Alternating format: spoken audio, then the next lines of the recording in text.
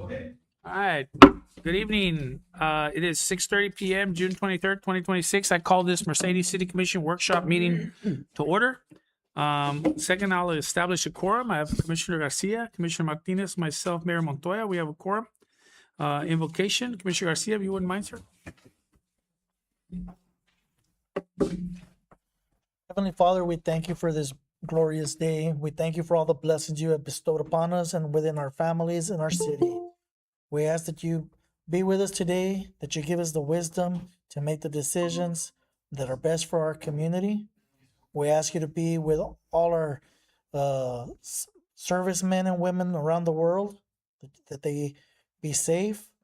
We ask you also to please put a hedge of protection around Commissioner Garcia's daughter that's in the hospital, that you put your healing hand over her, that you get her health restored. We ask this all in your son Jesus Christ's name. Amen. Amen. Amen. Commissioner Martinez, if you wouldn't mind on the pledge of allegiance. Pledge allegiance to the flag of the United States of America and to the republic for which stands one nation under God, indivisible, with liberty and justice for all. Thank you, gentlemen. Do we have anybody for open forum? Okay, moving on to presentation by Friesen Nichols regarding HB 500 water plant plans, sanitary sewer plus plans. He's got a presentation.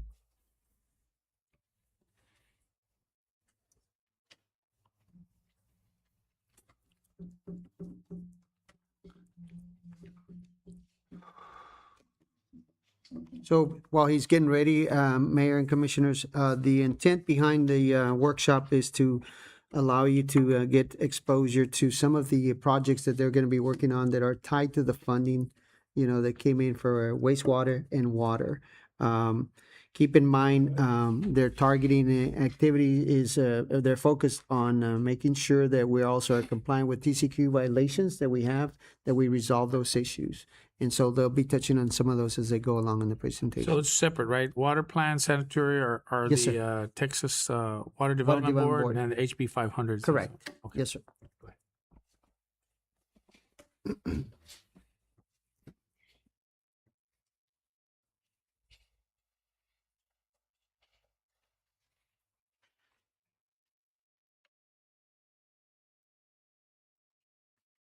There it is. He's on.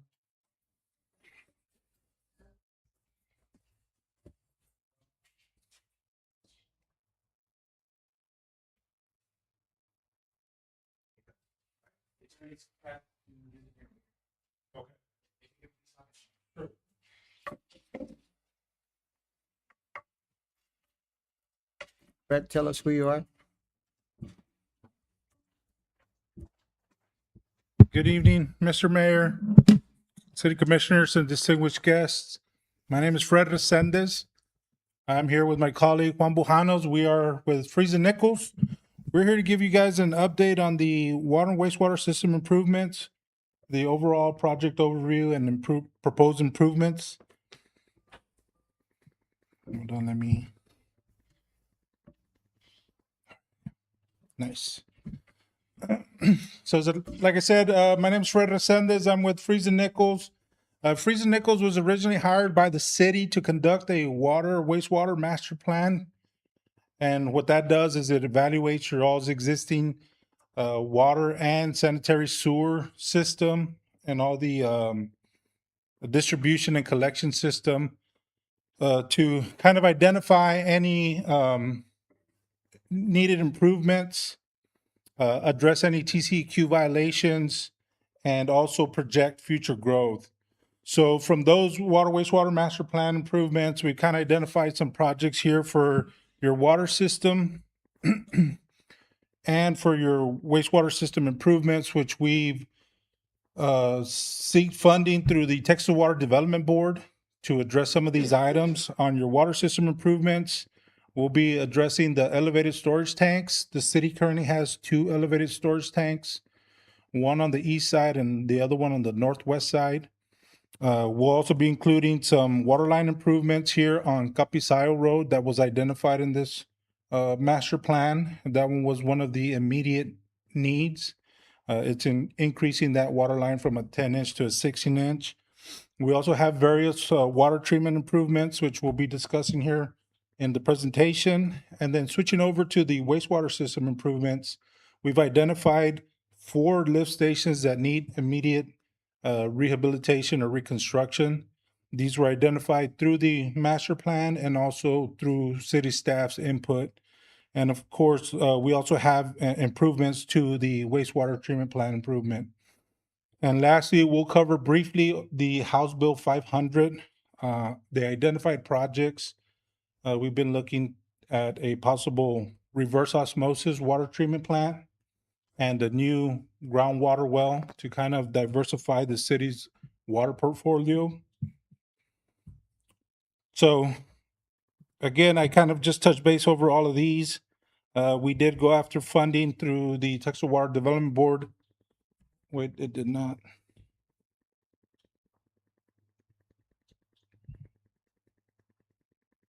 I'm sorry. So we did go after funding here for the Texas Water Development Board for the water system improvements project. And again, this one will take care of the both elevated storage tank. You have one on the industrial park and the one at the Northwest EST, which is out there by the FedEx shipping yard. So here, rehabbing these 2 elevated storage tanks, this will take care of the existing TCEQ violations. So there was an annual inspection that was conducted. These tanks need some regular O&M, where they'll be addressing some of the coating failures, some of the structural repairs on the actual elevated tank, the steel tank, and also there'll be some type of silt removal on these. We'll also be looking at addressing some of the site plan issues regarding lighting, and also I think the one on the industrial park, it doesn't have an access drive, so we'll be looking at improving some site improvements for that one. Again, here the identified South Capisayo Road. This will be an increase from a 10-inch to a 16-inch water line. This will help the distribution system kind of relieve some of the distribution and the pressure effects due to the undersized 10-inch water line. So this will be improvements from the existing water plant all the way up to 10th Street. So just a little background, the plant guys have been overcompensating a little bit and by providing more pressure. Well, in doing so, we have actually broken some lines. And so we have to call them and say, and I'll give you an example. What was it, about 6 months ago, we were fixing the water line at the police station, and they kept fixing it, and they would go back and it break again because the pressure was so high. And they're overcompensating because of the line issue.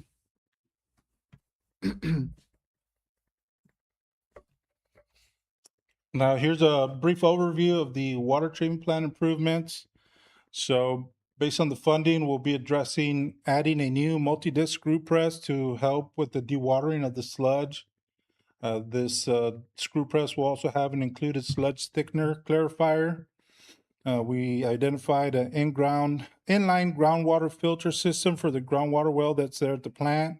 We'll be looking at doing some improvements to the intake screen that's on the irrigation ditch, adding a emergency generator for the backwash pump, some structural repairs on the actual water plant, doing some improvements to the high service pump station, and also addressing some cracks along your all's clear well.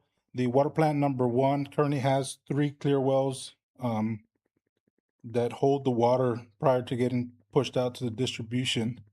So if I may add, on the intake screen, that should alleviate some of the issues we're having with bringing in too much mud from the canal when either Randy's dredging or doing work in there. That should help some with that problem. All that currently collects, basically it comes into the main treatment unit, and that stuff's just floating and clogging up your entire system. And so the staff actually have a lot of trouble with that, and they have to daily screen it daily throughout the day, like numerous times. And so it's going to help them out quite a bit. So the multi-disc screw press, it'll replace the existing dewatering system the city's currently using. This will be a new structure to have a new facility, including that sludge tank to help thicken the sludge prior to getting processed through the multi-disc. And so what the multi-disc does is kind of just wrings out all the water from the sludge, and it'll provide a drier soil to be disposed of. And the intent here will be to create a new pad for that, and it'll be dumped out into new hallway bins.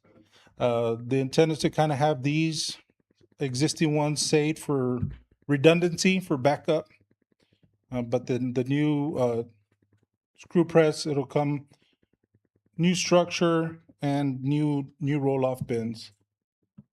And a covered area also, covered area, and then of course, all that concrete that you see in the back behind those bins is all broken and shattered, so all that, they said will be removed, replaced, with reinforced concrete. We'll add some, for the roll-off containers, we'll add some built-in steel plates inside the slab so they can roll off and not be getting caught up every time. Those things get caught up in the joints and so forth, and that's what causes all that, that they sort of design them properly. And so they'll break those slabs just because of the sheer weight of them. So, So the screw press will be elevated, it won't be on the Yes. ground. no, it's gonna be elevated, on top of a concrete structure. You'll have all your drain plumbing underneath it. We're gonna pipe all that to, the way some of it goes to the manhole and stuff. And then, of course, this press itself will be dumping into one of these a new roll-off container. And then, so your trucks, your dump truck will back up and pull it and take it from there, haul it off to the landfill like y'all do now. These will be backup. So in case, if that screw press goes down, or you just want to do maintenance on it, you can shut it off, and then you can go back to the way you were doing it to get you by while it's down or whatever. So, and so you kind of utilize your equipment and not get rid of it. So. The next item for improvements is installing a new inline groundwater filtration system. Currently, the groundwater well that's there at the plant, it discharges directly into your clear well. The city staff, the operators have identified adding an inline filtration system will help them kind of remove some of those sediments before it's introduced into the clear well.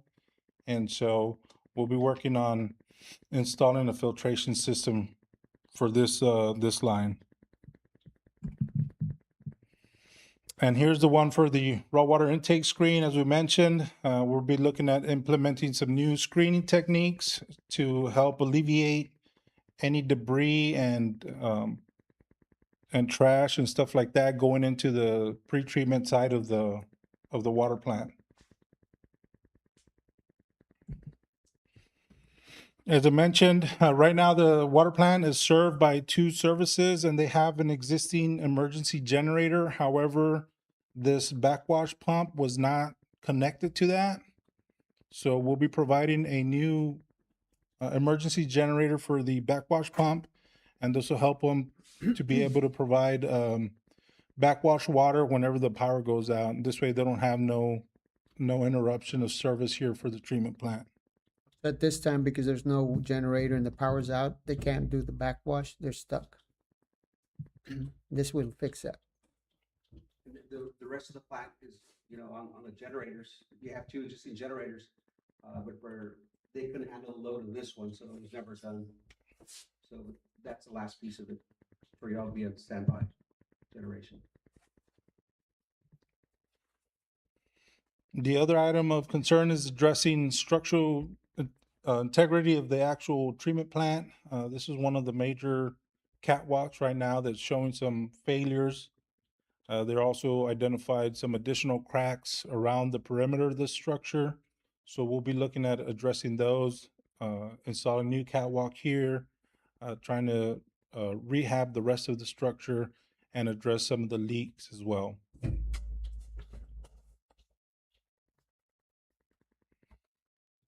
The other item is the high service pump station. This again was identified in the water wastewater master plan. The high service pumps is consists of three pumps. There are varying capacities, and it's been reported that whenever you have multiple pumps turn on, they kind of fight against each other. So we'll be evaluating the hydraulics, looking at the discharge piping, the structure, the discharge header, and replacing the all three pumps with new controls as well.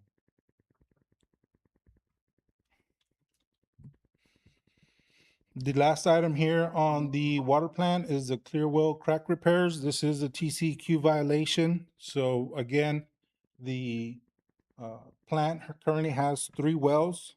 So we'll be looking at addressing those improvements, providing some updated coatings requirements, some access, restructuring the access well.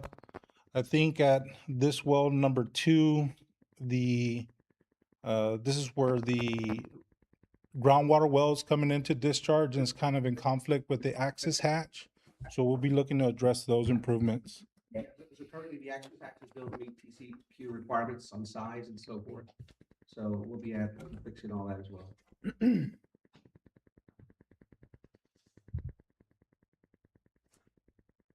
All right, moving on to the wastewater system improvements. Can we talk about, so this is all on the water side. Yes. What is, in order to do all those components, what timetable are you looking at? What does that look like? For the water one, we're looking at, I think it was about 1.5 years to address it. On the water one, I guess it's a little bit trickier. So I think what we're scoping it out is to kind of put into 3 different packages. The water line, we can get it out pretty quick. The elevated storage tanks, I think, could be a medium length. The one that'll be a lot longer is the improvements to the water plant. So I think the water plant, we're looking at about 1.5 years of design for us to complete that and put it out to bid. I think the water improvement one, I mean, we can get it out in a few months. Likewise with the EST. I think with the EST, we'll need to coordinate with the city, see how it'll affect going down to only one EST. We might have to bid that out into 2 different packages that'll have to be in concurrent years, just so that you're not in any more violation because you'll be without storage capacity. And most of the time, again, we'll have to discuss with the city, see when you guys can afford to have those tanks down. Most of the time is during your off-peak season, which is the winter, the fall, the winter time, and be looking at bidding those out.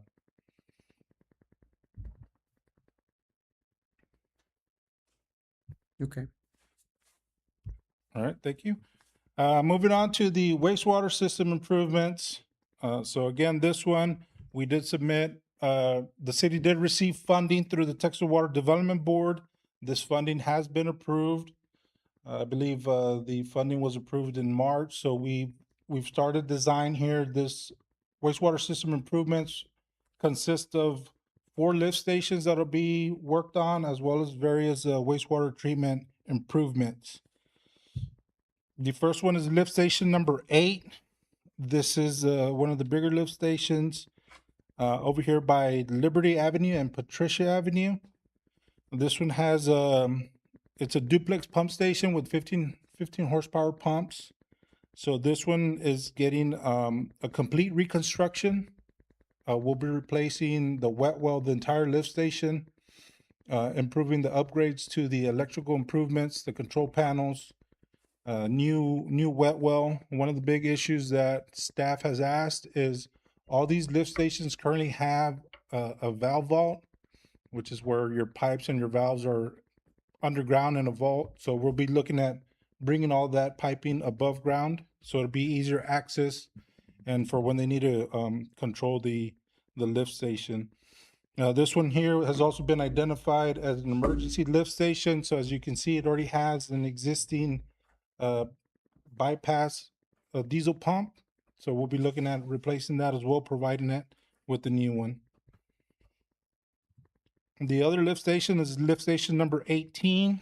This one's located off of Mile 2 West and Med High Drive. This one again is a duplex pump station. It's a smaller lift station. It has two 10 horsepower pumps. However, this one is experiencing some settlement issues where it's causing some stress and has caused some breakage there on the discharge piping. So this one has been identified to be reconstructed as well. Again, we'll be providing a new wet well, new pumps, all new discharge piping, and That one's all where? new electrical This controls. one's at Liberty. Monday? Where's this one at? This one is over there by Met High off of Mile 2, That's right. Go ahead. north of the expressway, yes. Lift station 27, this one is located there on Mile 9, just east of FM 491. This side is in pretty good condition, so this one is calls for a rehab. Again, we'll look at replacing the pumps and the discharge piping along with all the electrical controls. The structure and the wet well is in sound condition, so we'll be kind of just looking at rehabbing it and providing some coating to extend the life of this lift station. And the last lift station here on the package is lift station 28. This one is located on Mile 2 East, just north of Mile 9. This one again will be just for rehabilitation. We'll be replacing the pumps and piping.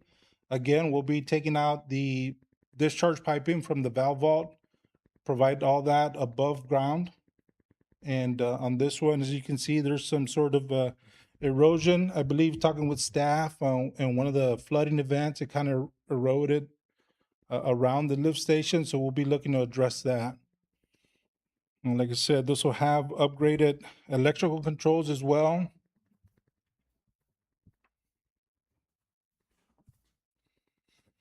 Now moving on to the bigger part of the project. This is the wastewater hang- treatment plant improvements. Hang on, excuse me a second.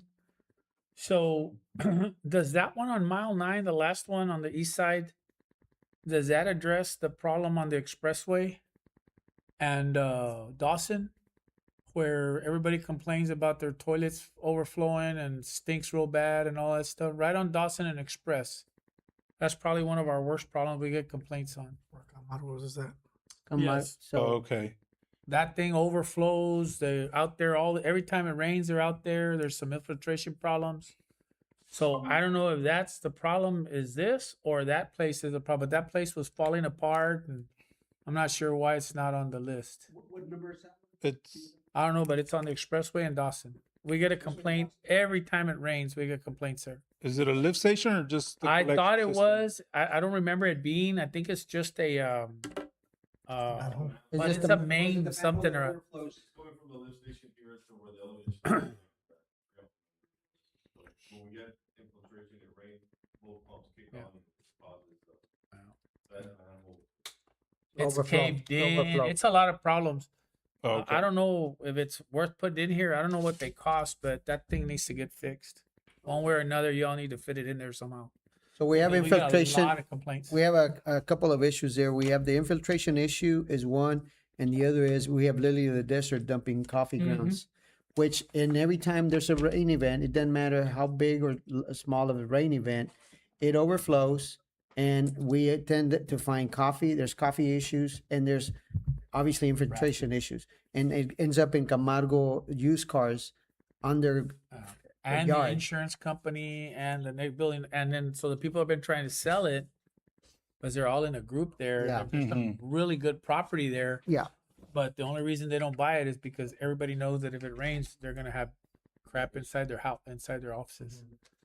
So, Okay, yeah, so If y'all could take a look, I don't want to kill the project. I mean, I don't want to kill the message here. I would like to see something done with that, and so I was just asking if this was gonna take care of that problem. I didn't know if this was a problem or the problem was right there, but Yeah. I'd appreciate if We y'all can would look at check it out. hydraulics and see if that needs to be improved as well, or we Okay. can look at it. Thank you.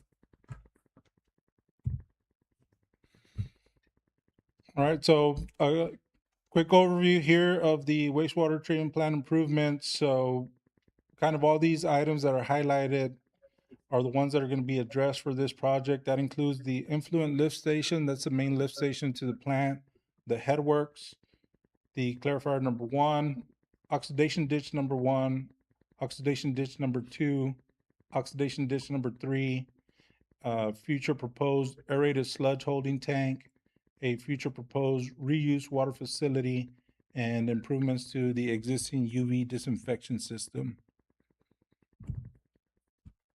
So the influent lift station, it's made up of six pumps. This project calls for replacing 3 of them and all of the discharge piping within the wet well. We did a site evaluation. The wet well is in good condition. We'll be looking at improving some coating improvements there to kind of extend the life expectancy of it.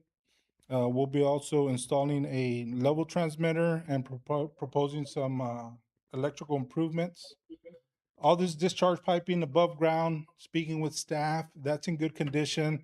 It appears that they recently replaced some of these valves, so there was no need to provide any above ground piping replacement. The headworks, this was one of the items that was identified or is in TCEQ violation. This one has some major corrosion and structural deterioration of the influent channel. So the main improvements here is to rehabilitate these, the influent channel, do some structural upgrades. There is additional installation of some flow meters. I think some of the items that we're looking to address, and we're trying to seek for additional funding to kind of cover some of these additional items, would be to install a replacement of the existing grid system. That one is currently down. And so staff kind of asked if we could look into that, and also possibly looking into the replacement of the bar screen system. The bar screen system is working, but it is nearing its end of useful life. So a lot of these, with the funding, we basically, had to decide, we have to address your violations first, all your bigger items. And so, but a lot of these, structures need additional repairs. Like for instance, like Fred said, the grid removal needs to replace, the bar screen. So the intent is, I'm gonna seek some additional funding through the NAD Bank, some grant funding. And so I'm hoping to cover a lot of this stuff through that type of funding, as we'll be needing a lot of extra work. Okay, go back to the list. Oh, yeah, that one. So you said, like, you mentioned a couple of things for the future. Yes. So like the aerated sludge holding tank, that's one that's not currently in the project. The reuse facility is not in the project. So those are, improvements that we would like to do. Oh, not what you're gonna use the money for. No, Oh, okay, that's okay. why Misunderstood. those two are future, yeah. Oh, okay. And then All right. another thing that, I was gonna say, I'd rather you fix something that's a problem now. yes, than Right. and plan that's for all, the and that's future. all we're doing, is fixing where we have problems. Okay. So how do we get the funding? We applied, we applied for you. So we got 24 million with a maximum of 10 million in grant. Okay. And so that's how we're able to do, but the need that you have is greater than that, since no work's been done at the plants. So it's not enough to cover, even with that funding, it's not enough to cover all the improvements that you need. So it's going to be beyond the 24 million. Oh, yeah. Yes. So my intent Sorry. is to get you additional grant funding to be able to do all these, other projects that you need improvements on. But NAD Bank is loan, isn't it? Or they're forgivable? No. I know they have 3 different versions. They have different types of funding programs. So when we're going and you're discussing all these different projects, who's going to decide on which projects are going to be priority? Obviously, the TCQ are a priority, right? But I'm saying it seems like there's different parts of this going on. So how do we determine who or what projects get? So this, we already evaluated as part of the water wastewater master plan that we did for y'all. Okay. Aside from the TCEQ, that of course mandates we have to do it. So the bulk of these are TCEQ violations we're addressing. And then the rest is from the master plan. So we started, the master plan identifies a project by criticality, what you need now, what you need in 5 years, what you need in 10 years, and what you need in 20 years. So when you say, go ahead. No. Go ahead. You say TCQ violations, the lion's share. So are are you saying lion's share of the money or lion's share of the violations? Like, are we gonna get all the violations taken care of? Yes. Okay, and then what's left after that, we're gonna prioritize. Exactly. Based on the master Well, plan that- we did for you. That's Correct. actually what I was going to ask. Kind of some of the, what are the deadlines now, especially on the TCQ violations? Because imagine there's only a certain amount of time that we're allowed to Yes. correct this? So we work with TCQ like, all the time, Okay. our offices. As long as they So know basically, moving we're gonna forward. write a letter to you all, say, hey, we got them funded, and now we're addressing these issues, and then they'll give you time to fix it now. So how soon can So we? you don't do anything that's, Yeah. How soon can we start on something like this? we already started. Yeah, the money's already there. Yeah, it's already started. The funding for the wastewater side was approved in March, so we're working right now on a preliminary engineering report to identify all the items and kind of come up with our plan of how we're gonna address these items. But the lion's share is tied to the violations are gonna take the majority of the money. Yes, sir, all I just wanted to TCQ make sure we violations. weren't addressing lion's share of the violations. No, that's Okay, priority. we're doing all the violations, and that's gonna chew up the lion's share of the funding. Yes. Exactly. Okay, now Exactly. I'm Because clear. it seems like there's a lot of need here from what I'm gathering. yeah, in all huge. this, right? So Sir. So I Oh, just one- wanted to make sure how these projects are going to be dictated, because I think it's important for, especially what the mayor was talking about over with Dawson's, like there's certain needs that we have to address. Mhm. I agree with you. Even though we have to address these violations, I don't want that to be the whole overall end all, right? I think there's some needs out there. I mean, obviously, right? Yeah, and unfortunately, as you'll see through the presentation, is those are your big needs, what we're covering. Those 4 lift stations, that's only 4 of probably 12 Yeah, lift it needs to stations be that you all need to rehabbed. address. What's the guesstimation on the overall deal as far as our master plan? And does this plan address the future growth that we're projected to have here in the city of Mercedes? Yes, sir. It is in there. I don't recall It was right like, offhand, because we did that report. yeah, I think it was like Last year. 50 million or something. 56 In million. that 56 ballpark, yeah, million. correct. So how, city manager, do we continue to go after funding to address these needs? Because obviously we're growing. I just saw Esperanza Homes. That's a big one. So We're going to continue to grow. So I just want to make sure that, as we continue to grow as a city, we're obviously, bringing in businesses, things are happening in the city right now.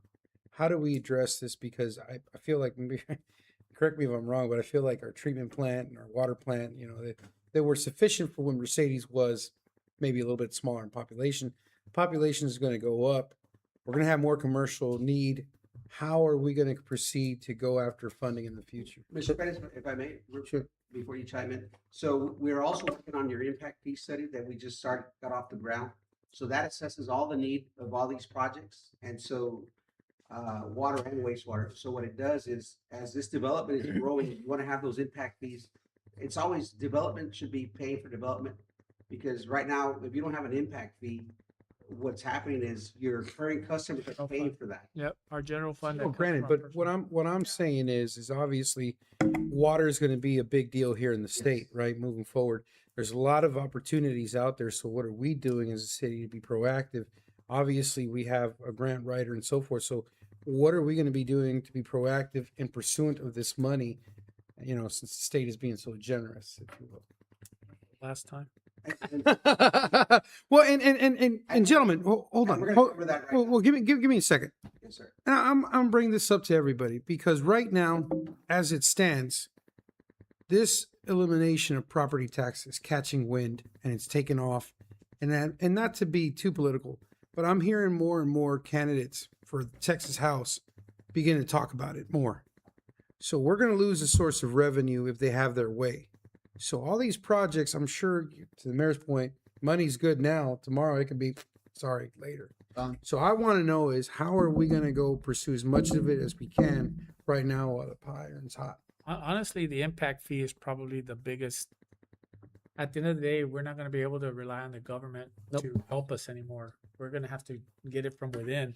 And just like we were talking about earlier with other cities, we've been giving that away because waiting for a grant or using our own general fund. That's why we're in the jam we're in, because we were not getting the and all the other bigger cities, well, they all have impact. Jumped on it while they could. So can you kind of, just for the public's sake, like what is the impact fee? What does it look like?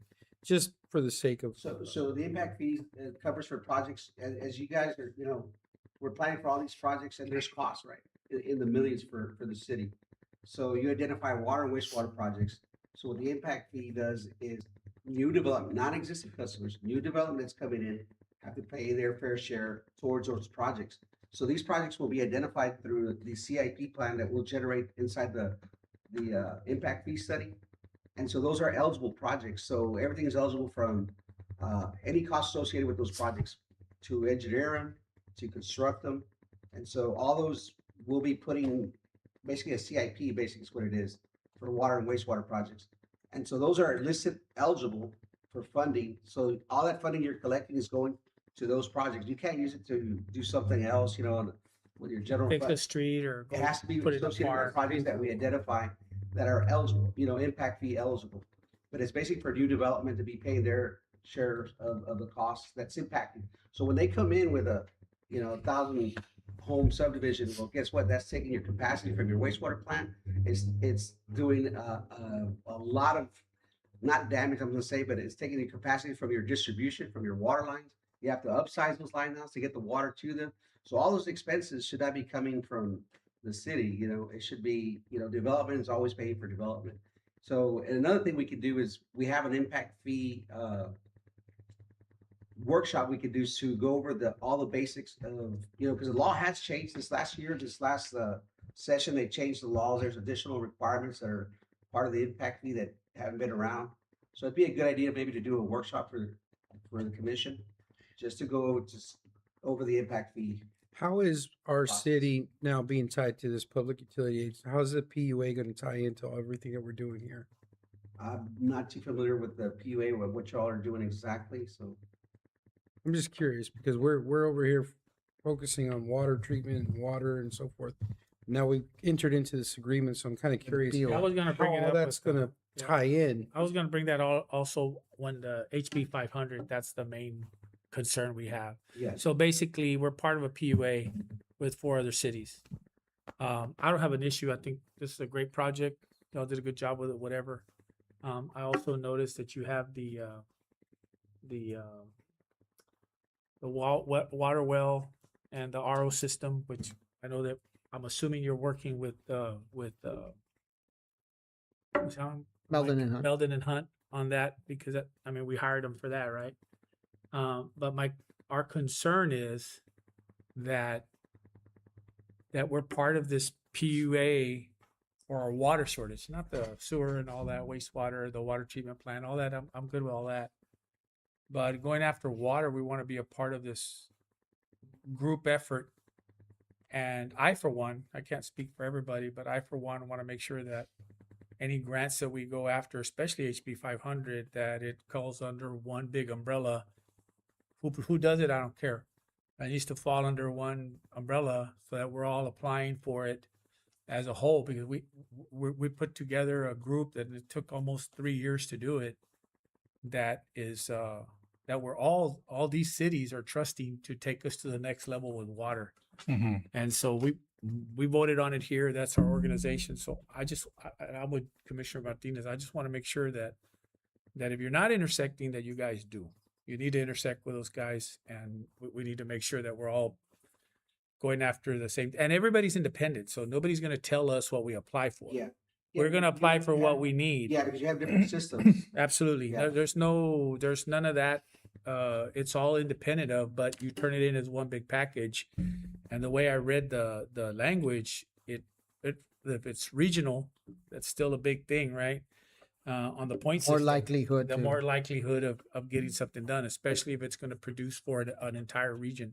And the goal of that PU, and I know there's some people that are against it. It doesn't matter. We voted for it, right? So But you bring up a good point because we need to figure out how that's going to be inserted to that it be a regional approach. Meaning, what is Mercedes doing or targeting with HB 500 that can tie into other cities so that we're all on the same page? and they don't necessarily have to. The projects don't have to tie in. But they We were can going all in the be- same but- direction. But we all are part of trying to create a water system within ourselves. So if we do a series of wells, and it's no secret, everybody knows who the groups are. It's Raymondsville, us, San Benito, and Wesco, right? And we've got other interested parties from much bigger, which I knew eventually would happen, right? But at the end of the day, we're trying to create a system where we all are able to take care of ourselves and whoever else we can help as well, right? So we want to make sure that when we put in for that, and I had talked to Albert about this or Mr. Pettis earlier on, I just want to make sure that we're not applying for this grant independently, and we're not trying to take money away from anybody. Everybody does what they do for a living, okay? But the overall encompassing goal, and I'm assuming that the other cities are using their own people also. Part of the PUA is we get free engineering and all that stuff for what we already paid into it. But I'm not going to get into that part. At the end of the day, we are where we are, but I don't want to miss out on putting in as a whole, because I think our point system will be a lot better. And that's And- very indicative of And I just wanted, ahead. that's the main thing, that what we're getting from the state is, for the most part, is that, hey, man, these PUAs are going to be priority as far as funding is concerned. Obviously, they can impact a little bit on, to piggyback on what the city manager said, now it's more about the region, right? And so they're trying to do more with less, if that makes sense. Right. And I just want to make sure that everything that we're doing here, we're not, I just want to make sure that we're kind of tied into Not what's going our going on own with PA. Yeah. we don't Well, want not that we're going our own way, but I mean, I think at this point, if this is the way it's going to go, and it's not to say that we're going to be the last PUA. I'm sure there will be other cities that will do it, and I just want to make sure that we're working in this same direction this way, and trying to get some of this water stuff. Because the wastewater and all that's fine, but eventually, I think we kind of maybe got a little comfortable with a little bit of rain that we got. Thank God. Oh, yeah. But we know that God's still in a there. minute Yeah. it can go like that, right? So I was just trying to see, like, how does this tie into what we're doing in the public utility agency, right? So I was just curious. Well, I don't think it's this one so much as the next one? HB 500. Oh, okay. Well, sorry, jumped the gun. My bad. No, it's all right. It's good. No problem. No, it's good for discussion. The next item is the oxidation ditch number 1. So the wastewater treatment plant is comprised of 3 trains. So you got ditch 1 that feeds to clarifier 1. You got ditch 2 that feeds to clarifier 2, and ditch 3 that feeds to clarifier 3. Of the 3 trains here at the wastewater plant, this train number 1 is hydraulically the lowest train. So we were kind of looking at possibility of decommissioning this train. I believe this oxidation ditch number 1 has been out of service for a few years now. And so we're evaluating the hydraulics and the capacity of the other 2 trains to see if this one can be eliminated from the plant while still maintaining the current capacity. If that, In that ditch, we had to pay CB3 to clean it up because we got a TCQ violation on it. It had sludge in it, been sitting there, and so we had to go clean it up about a year ago. That's the one that's not working. That's correct. So this is ditch number 1. If the hydraulics don't work, where we would need to keep this one in line, in service. Additional service here would be to kind of review some of the structural components of it. Now that it's strained, kind of address some of those cracks, provide some electrical improvements, and provide some upgrades to the motors for those rotors. Rotors for the rotors. I like that. Clarifier number 1, again, this one is being fed by that oxidation ditch number 1. This one is currently showing some signs of structural deficiencies. It's having some groundwater infiltration. So we're going to be looking at that, seeing what we can do to address that infiltration. We'll also be looking at replacing this clarifier equipment. And since again, it's hydraulically on the lowest level, this clarifier also has its independent RAS-WAS pump station that'll need to be rehabilitated.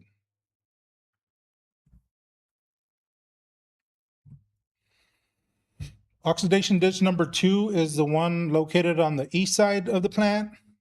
This one is in good condition. It's working. Right now, the only thing that it has is some minor repair of the effluent weir. So it'll have some structural improvements there. Other than that, that's the only thing that'll be addressed here. Some of the additional services that we have identified or have been coordinating with the staff is doing some improvements here to the RAS pump station, kind of giving that one a rehab, and also improving some of the electrical components such as the VFDs for that motor, and also SCADA improvements. And again, these additional services are the ones that, if there's additional funding left over, that we can look into addressing some of these other items. Oxidation ditch number 3 is your newest basin here. This is the one that we're trying to rehabilitate here to kind of do away with oxidation ditch number 1. So the intent here is to kind of see if we can convert it from this aerated system with the rotors and installing a fine bubble diffuser system, kind of retrofitted for that. So with that fine bubble system, of course, you'll need new components, blowers, electrical improvements. This one would need an upgraded RAS pump station and some electrical improvements, like I mentioned. Doing some of these improvements here will also address some of the TCQ violations. So this is one of the priority ones. The baffles here on the existing rotors are failing, so they need to be addressed. And there's also one rotor that's out of commission. And but like I said, if we change it to the fine bubble diffuser, that'll address all these violations and look to maintain the existing capacity of the plant.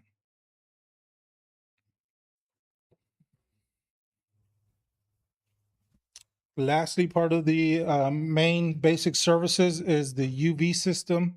This is to disinfect all your effluent going out of the plant.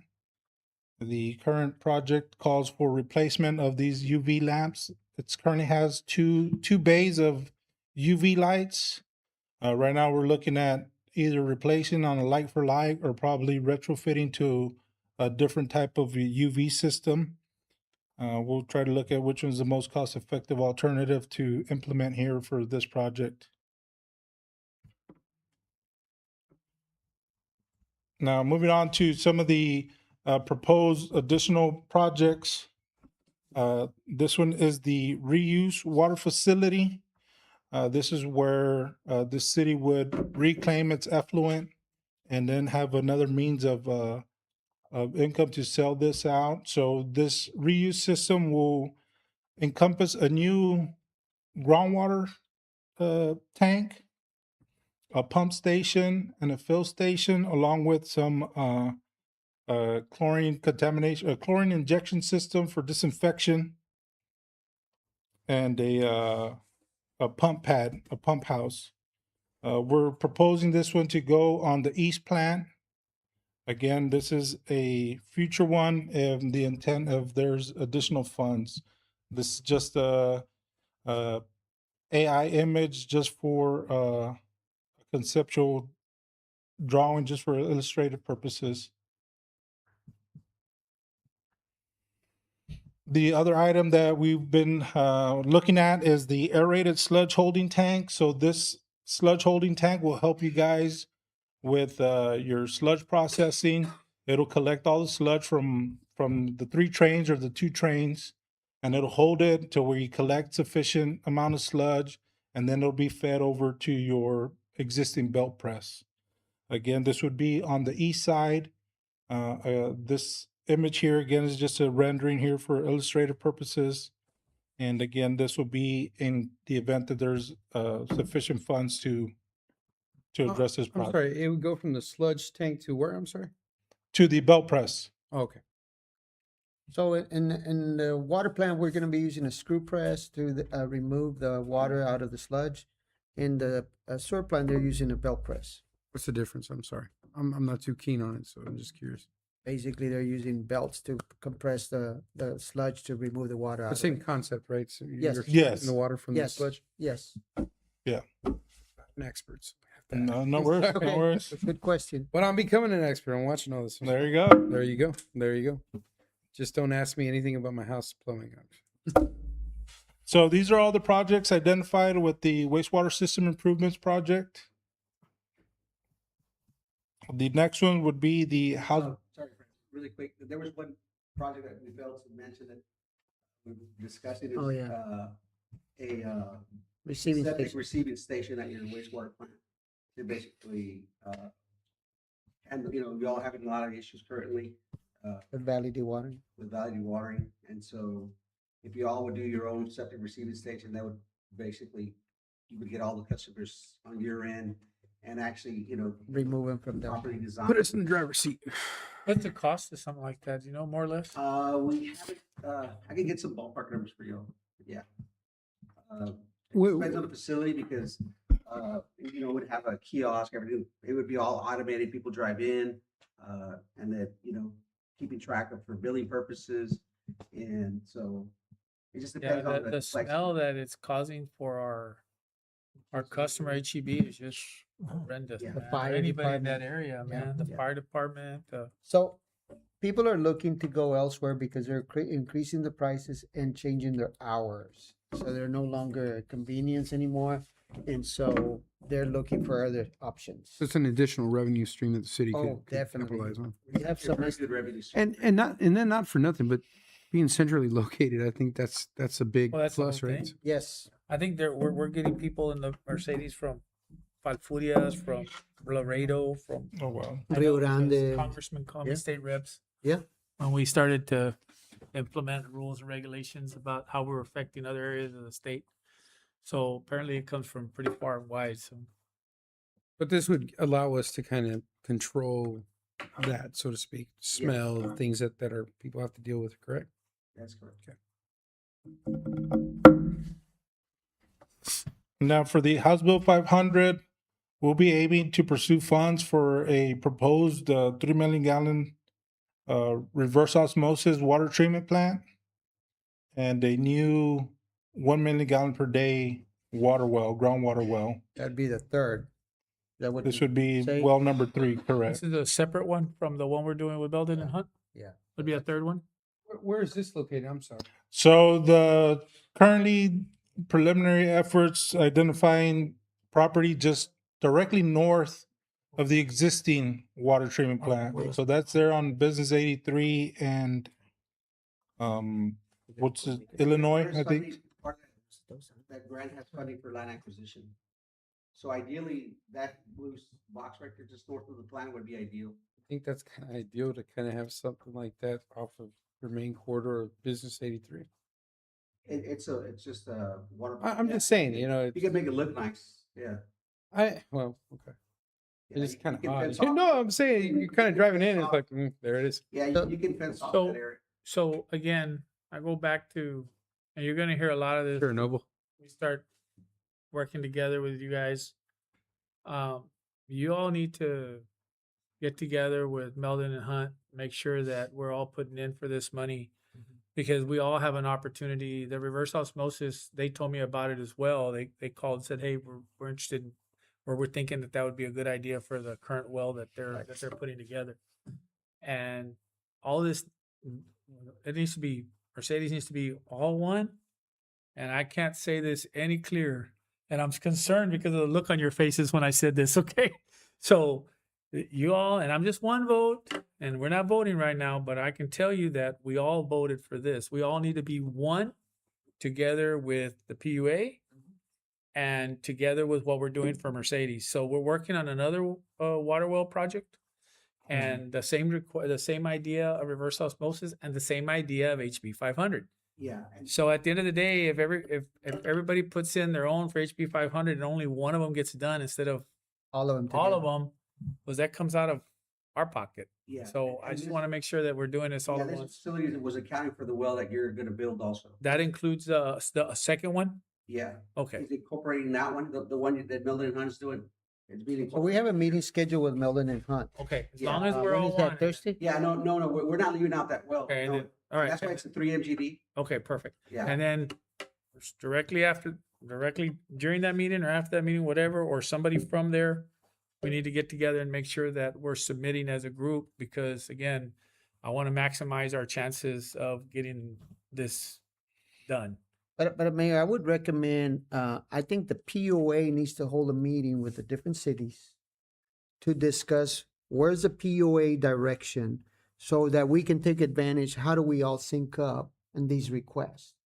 You know what I mean? Well, they have meetings. I'll have them send you an invitation to the next one. My understanding is I spoke to the chairman and they haven't had a meeting because they're waiting on San Benito. Yeah, but we So- can But still, but I think the POA needs to lead a meeting with the cities Yeah. to get us all together Well, as cities Oh, to they've been talk about. meeting. I don't want to jump ahead, but I did request for a workshop for that purpose because I'm hearing all this and I agree with the mayor. My only thing is, well, how do we do that, right? Like, I'll set it it's up. Port City, To so it's like, sync everybody up. yeah, and that's what I'm saying, Mayor. Oh, man. Like that way everybody can be on the same page because I just don't want another city to say, well, wait a minute, like we have our needs too, and It's you know. supposed to be, so we're all supposed, so it's no different than the way the emergency services do their grants, right? Yeah. So everybody's friends, and then when it's time to get underneath the basket, everybody's elbowing for the basketball. That's just Right. the nature of the beast. Yeah. But in this case, we want to have a bunch of elbows, right? And the more elbows there are, the better chance we have of getting the ball. Now, And at the end of the day, what if it's about a meeting, I don't have a problem with that. I mean, I'll call it that what's going on with waiting for cities is for them to submit their stuff. But if we're going in and we're not submitting, then we're not going to be part of the submission. Yeah. So yeah, And the other thing that we need to consider is, because you do have 4 different entities, but the bulk of the grant is based on annual median household income, which everyone's is. that's correct. And so we're trying to maximize, so I'm evaluating where to do it by census tract or block group. And so the most advantageous, they give us that option, right? And so really just, I'm a little more worried to get you scored better, right? But also what they're doing, but if that's gonna impact your score, Definitely. We Then, need to then, look at then it. get that hammered out. But I think we need to make that call yeah. and Yeah, exactly. because there may be a bigger fish at the end of this that we're looking at, and we need to make sure that we're all on the same page. I get it. I get the competitiveness. I get it. And at the end of the day, you don't eat if the food don't land on the table, right? I'm with you guys on all of that. But It's but just the ones that what's best for you strategically, all. that's right. Strategically is what's best for us. Yes, exactly. And right now, you're talking about the city. yeah, the city, yeah, and the group as a whole. Because if we're all successful, okay, we're going to be in really good shape. We stand better Yeah, but if together. we all fail, but that's just the nature of the beast, Well, right? Well, let me ask this question because I'm kind of curious now that we're on this topic here in regards to PUA and what you guys are proposing to do. And we're in this partnership, right? But I can't help the back of my head about getting wells for our city too, because I have to think about the 16,000 plus here, right? When you start combining everybody has needs and water is going to be short. So I have to think about the 16,000 plus and then some that are due to come. So are we going to pursue wells for our city This alone? is our wells. This is Okay, only our wells. that's what I'm saying, Mayor. Like, in other words, this is Yeah. what we're doing for Yeah. us, right? That's right. Yeah, So okay. I don't know if you're asking for the public or for yourself, but No. I wanted clarification. every city is an independent, has their own independent thing that they're going for. Yeah. Okay. But the goal of that independence is that we're all trying to get one goal, and that's find as much water where we need to. Yeah. Like I have my own opinion. I think that wells are great, but also I'm going to fight until I die until we put a straw in the water in the Rio Grande of our own. Now, I don't care what anybody tells me. To me, that's what we need to be. Instead of, That just to be Yeah. part of it. We need to Yeah. have well water. We need to get our own water out of there. We need to get our own water out of the Rio Colorado. But that's just me. I will continue to fight for that, right? Or if the commission's with me, I'll fight with them. But right now, what's right in front of us is wells, right? And I think it's a great option. It might be the only option in the future. I mean, if the water. It's the quickest one. Yes, sir. It's the quickest one. Well, aside from lining the canals, but we can't get anybody to do that. But anyway, So while we're doing wells and they're doing wells and everybody's going that route, then we have to start thinking about what's going to happen 67 years down the road, 60 or 70 years down the road. I'm with all that. But if we're all going in different directions, when we've made a pact to go in the same direction, there's a bigger picture here. But to answer Commissioner's question, and in case there's any public listening to our workshop, I don't know if there's anybody out there other than the attorney, but if there is anybody listening, rest assured that this project is for the city of Mercedes. Correct. It's not for the extra water. It's gonna now, if we get extra water, Different. that's different. But Mhm. right now, first priority is to make sure that the Take city of itself. Mercedes is Take taking care care of of And itself. I think that's what you guys are discussing in your meeting for the bylaws and stuff like that, right? That's It's kinda correct. how to set up. And again, Mayor, I just, for my clarification, I just wanted to make sure because I agree and I really like the idea and approach of a regional project, but I also have to think about the people that I serve here too, right? And so I need to make sure that, we're looking out for our people too. I mean, I think everybody's got to be a little 100%. selfish behind it, right? So I Of just wanted course. clarification, Mayor, on that one. Okay, that's all I got for that. But go ahead. Oh, that was it. Anything else? Yeah. 30 second presentation. Hey, by the way, I got no problem. I was just, I was just thinking, man, how do you drive in on Old 83? And it's like, whoa, there you go, right? But I was just curious on that because I also see that there's a business there. I mean, is this something that land is available? I know the business, I think, closest to the canal is up for sale. We're gonna be reaching out to them. in the next Now, couple what of happens in the event that somebody says, well, no, I got my little business here? Because I know that there's a restaurant right there in that corner. I think there's a couple restaurants. Yeah, there. they might say, well, hey, man, we're doing There's good. a warehouse there as well. Are we going to make them an offer they can't refuse? We're going at like So the that's- ones that are yeah. not being used, like the warehouse.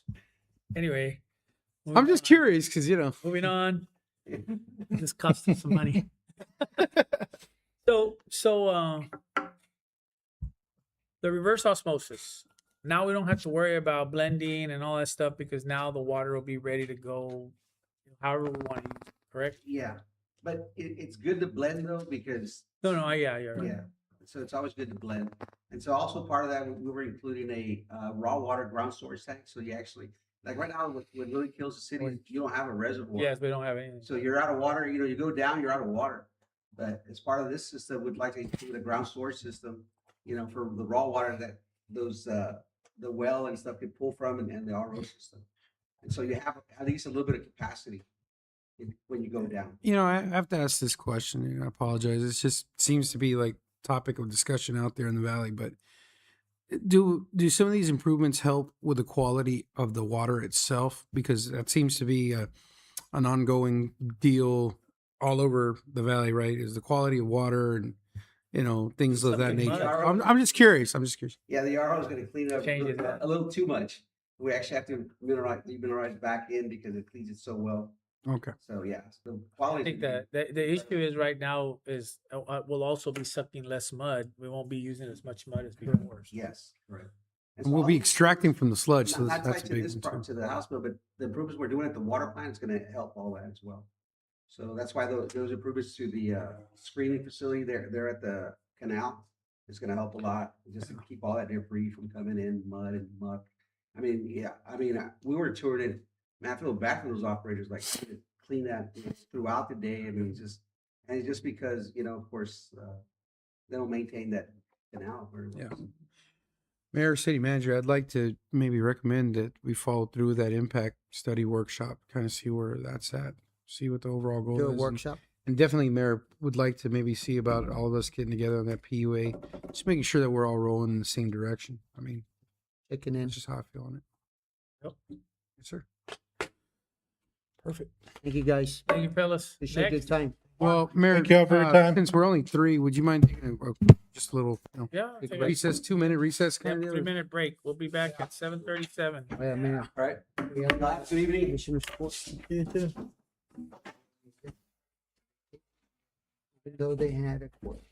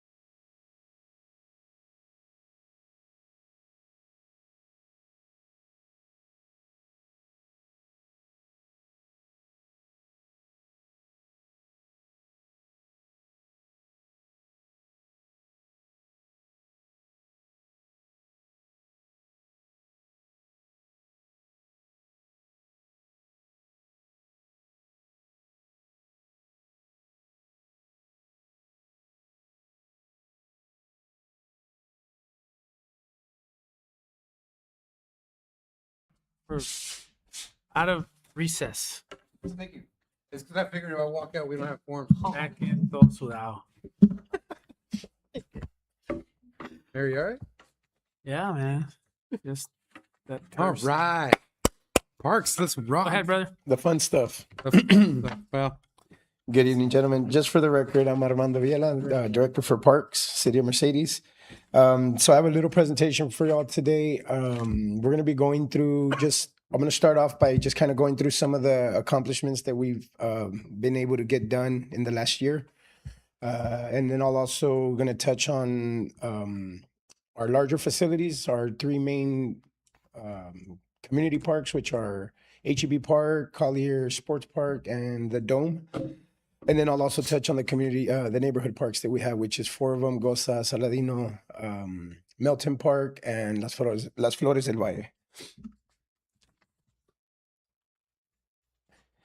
So I'm going to kind of go through the slides. If I moving too quick, y'all feel free to stop me if you have questions.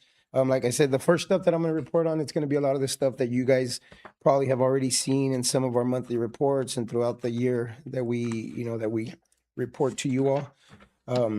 So 7 city parks, our mission statement right here at the City of Mercedes is to directly contribute to the city's quality of life by providing exceptional, safe, and accessible outdoor green spaces, athletic fields, facilities, parks, and walking trails while celebrating and preserving the community's natural and cultural heritage. So this first slide that I have is, okay, the first slide is, I only put this slide up here. I was not a part of this project, but this is the last playground that got installed in the City of Mercedes. So this playground, I believe, was completed in 2019, if I'm not mistaken. I started with City of Mercedes 2024.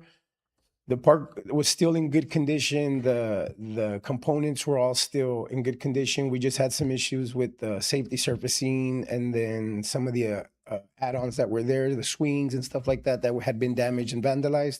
We did go ahead and get it back up to where it needs to be. This is what it looked like once we did all those repairs.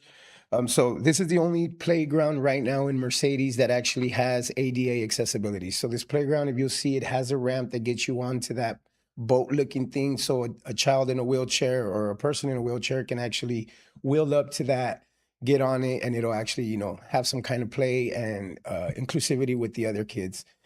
If you notice, the pour-in place around those ramps is because we need to provide that accessibility, right? So a lot of our playgrounds are strictly mulch, which makes it a lot more difficult for a kid in a wheelchair or with any kind of physical disabilities to actually get onto our playgrounds. So that's why the idea is that moving forward, anytime that we install playground equipment or new playgrounds, our focus is going to be to have inclusivity as part of that.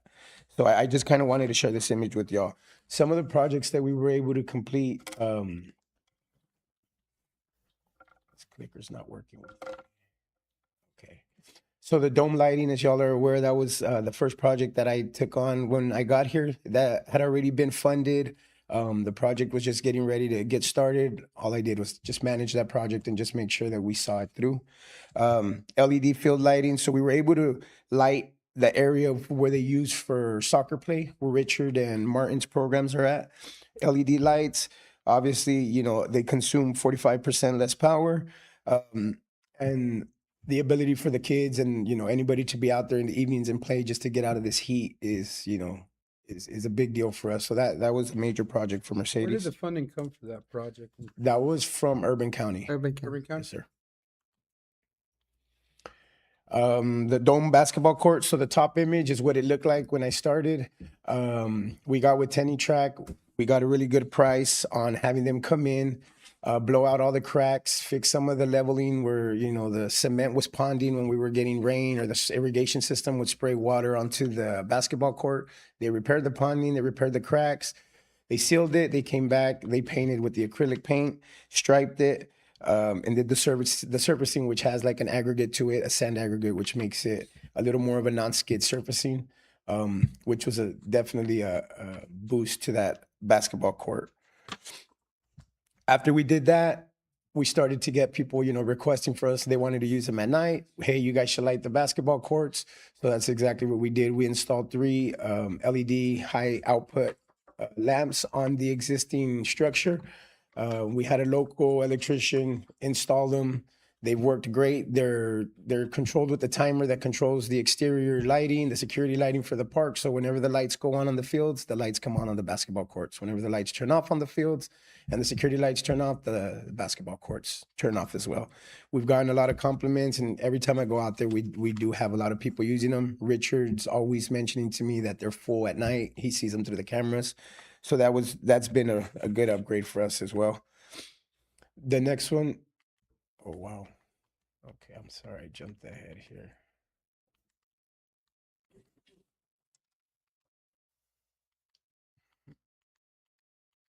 Wow. It went through all of it. It went through all of it, That was sir. pretty I'm fast. sorry. Yeah, that was. Okay, there we go. Yes. All right. The next one was the shade shelters for the bleachers. My first year, I just went out just to observe. We weren't operating our baseball league yet. Pony was still operating. Little League was still operating. But one thing that I did notice is that the parents, the spectators, were not using the bleachers. As you can see, they're aluminum bleachers. So when they're in the heat, peak hours, those things are going to be hot. Yeah. If you're in shorts, kids, they're going to burn their hands, they're going to burn their legs. So this was a really big upgrade for the bleachers. As you can see in that picture, they're actually getting used. It's in the middle of the day. People are sitting on them. They're in the shade. So the shade significantly decreases the heat on the aluminum. So that was a big one for us. Now we're down to just 4 sets of bleachers that do not have shade structures. We've already obtained the quotes for that for the contractors. The same contractors that did that one would come back and do it. We're looking at a cost estimate of around roughly $18,000 to get that done. By the way, Mondo, I had a lot of parents that had told me that they were very pleased with those structures or those canopies because in the past, tournaments usually, as you know, go on in the morning, usually midday into the afternoon. So that was a big, big help. So kudos Yes, sir. to you on that. So again, that's one of the projects that I included to try to get funded for this upcoming fiscal year, just so that we can complete it. It would be we'll finalize on fields 3 and 4, so then all our bleachers would be shaded. So I think that would be some of that low hanging fruit that we can probably knock out, and it would be a great addition to that park as well. The other one was the safety surfacing. I know I had been reporting that we were trying to get back into compliance. I guide myself on the NRPA guidelines, which is the National Rec and Park Association. So it's on a national level, right? And it's kind of, they set the standard for all parks and facilities and playgrounds and surfacing. So that's what we focus on. The top image again is when I started. They were in rough shape. Aside from there not being any surfacing, we had broken components. The playgrounds were really dirty. They had mud caked on them, graffiti. Had the guys pressure wash them. We started to get in a routine of every 3 or 4 months, we're going to sanitize them. We do a little bit of bleach and water, spray them down with a sprayer, hit them with a pressure washer. And now hopefully we'll maintain the mulch at the level that it needs to be as well. So Mondo, what would be the cost difference between the mulch and maybe the rubber foam that some parks have? I have that in one of my next slides. So I'll get to that I one. didn't mean to jump ahead. I'm sorry. So also one of the things with repairing the surfacing, we wanted to get rid of any broken and unsafe equipment that we had in the parks. This playground had been installed, I think it was about 20 years ago. I spoke with the vendor who actually installed that, Miracle Playgrounds. He came out, he did a full assessment of the playground. He said, hey, Mondo, we can repair the decks, we can repair, the corrosion on some of these pipes and replace what it needs to be. Ultimately, you're going to end up paying more than purchasing a new playground. And that would be this exact structure. You might as well buy it new. He goes, because the decking to disassemble the playground, to install the decks, to do all the, the new pipes that were corroded and the slides were cracked and stuff like that. He goes, it's just not, it doesn't make sense for you all to pump the money into it. I would remove it because it's unsafe and start budgeting for a new one. So that's exactly what we did. So those images just show the guys removing them. Then we just leveled off the area there. It ended up working out because the irrigation district or the drainage district has a large cement culvert that runs through the bottom of that playground. So when they had a major leak, the water would sprout up in the middle of the surfacing in the playground and in the newer playground that's right next to that area. So it was going to get to a point to where we were either going to have to relocate it and remove it. So it just worked out for us that we ended up removing it. And I'll get to that as well, because that's one of the priorities at HEB Park is to hopefully replace this play structure. This structure is more of a 5 to 12. The existing playground that's HEB right now is a 2 to 6 year old playground. So we don't really have any play features for kids from 6 to 12. And at our neighborhood parks, all of our playgrounds match the playground that's at HEB Park that is also 2 to 6. So those parks as well don't really have a lot of anything for these, kids that are from the tweens, I guess is what you call them, right? The 12-year-olds, 13-year-olds, 11-year-olds, in that age group, there's not a whole lot that we offer at these parks for them. So again, when I get into the needs and some of my recommendations, those are the things that I'm looking at, is to try to have play for all age groups, right? Whether it be the youngs, the little ones from 2 to 6, the 6 to 12, or anybody with any kind of special needs. But obviously, the bigger parks like HEB and Dome, they're probably going to have more Correct. than your neighborhood parks, Yes, sir. correct? Yes, sir. Okay. Another project that haven't fully seen it through yet, but we were awarded it this last month, and I'm really happy about this one, is the Texas A&M Urban Forestry Grant that we got with Region 1 and 5 other surrounding cities. We were able to obtain $1.2 million for a tree canopy, which that's going to bring about roughly 500 trees to the city of Mercedes. We've already hosted 2 planting events. We've planted only, since we got the trees so late in the year, we were only able to plant about 50 trees so far. We will not have another planting event until the fall. So I've been in touch with Region 1. The grant is going to close out 2027 calendar year. So December of 2027 is when we need to have all our trees in the ground, or at least in the ground, or we would have to take possession of them and then distribute them to citizens the way we've planned on doing. Are we also considered around the Dome area? Yes, sir. So that was our first planning event. We focused around the playground, around some of the common spaces, and then along the trail. HEB Park, this is what we did at HEB Park. We did the same thing. We're planting trees in areas where it won't affect future development. Eventually, hopefully they'll shade the benches, shade the park, the playgrounds, shade the trails. Those are the areas that we're focusing on right now. But in these events, we've had a lot of community engagement. Vida has been really big on sending volunteers that need hour. In these pictures, as you see, Mercedes PD, Frank and his staff were out there helping for Arbor Day as well. We have the people from Texas A&M, Region 1. Mercedes ISD was at a recent one at HEB Park, so I was able to make the contact with some of the staff from Mercedes ISD. So we're working on trying to collaborate on some more of these events. They're small trees, right?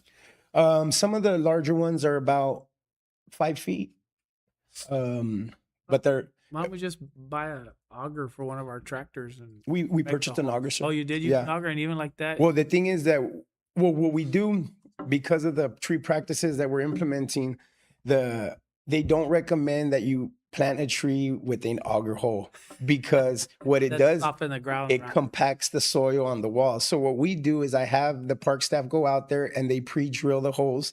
So Yeah. whenever the volunteers water go, around. all they're doing is digging around it. Yeah, that's loosening up. kind of what. That's the same guy. That's what I do with the poseta. Yeah. I do the poseta and then I soften the dirt. And then you around. soften it up around. So, but we purchased an auger for about $2,000, and that's going to get reimbursed to us through the Awesome. grant as well. Good. So there's also some money allocated there for equipment. So we're looking at, I think we've already have a mulcher, if I'm not mistaken. So that was one of the things that he had mentioned to us, was that, hey, if y'all want to get a mulcher, if y'all want to get an auger, start getting stuff together. Right now I'm looking at what they call tree diapers. So they're essentially, it's just like a sack that goes around the root and the base of the tree.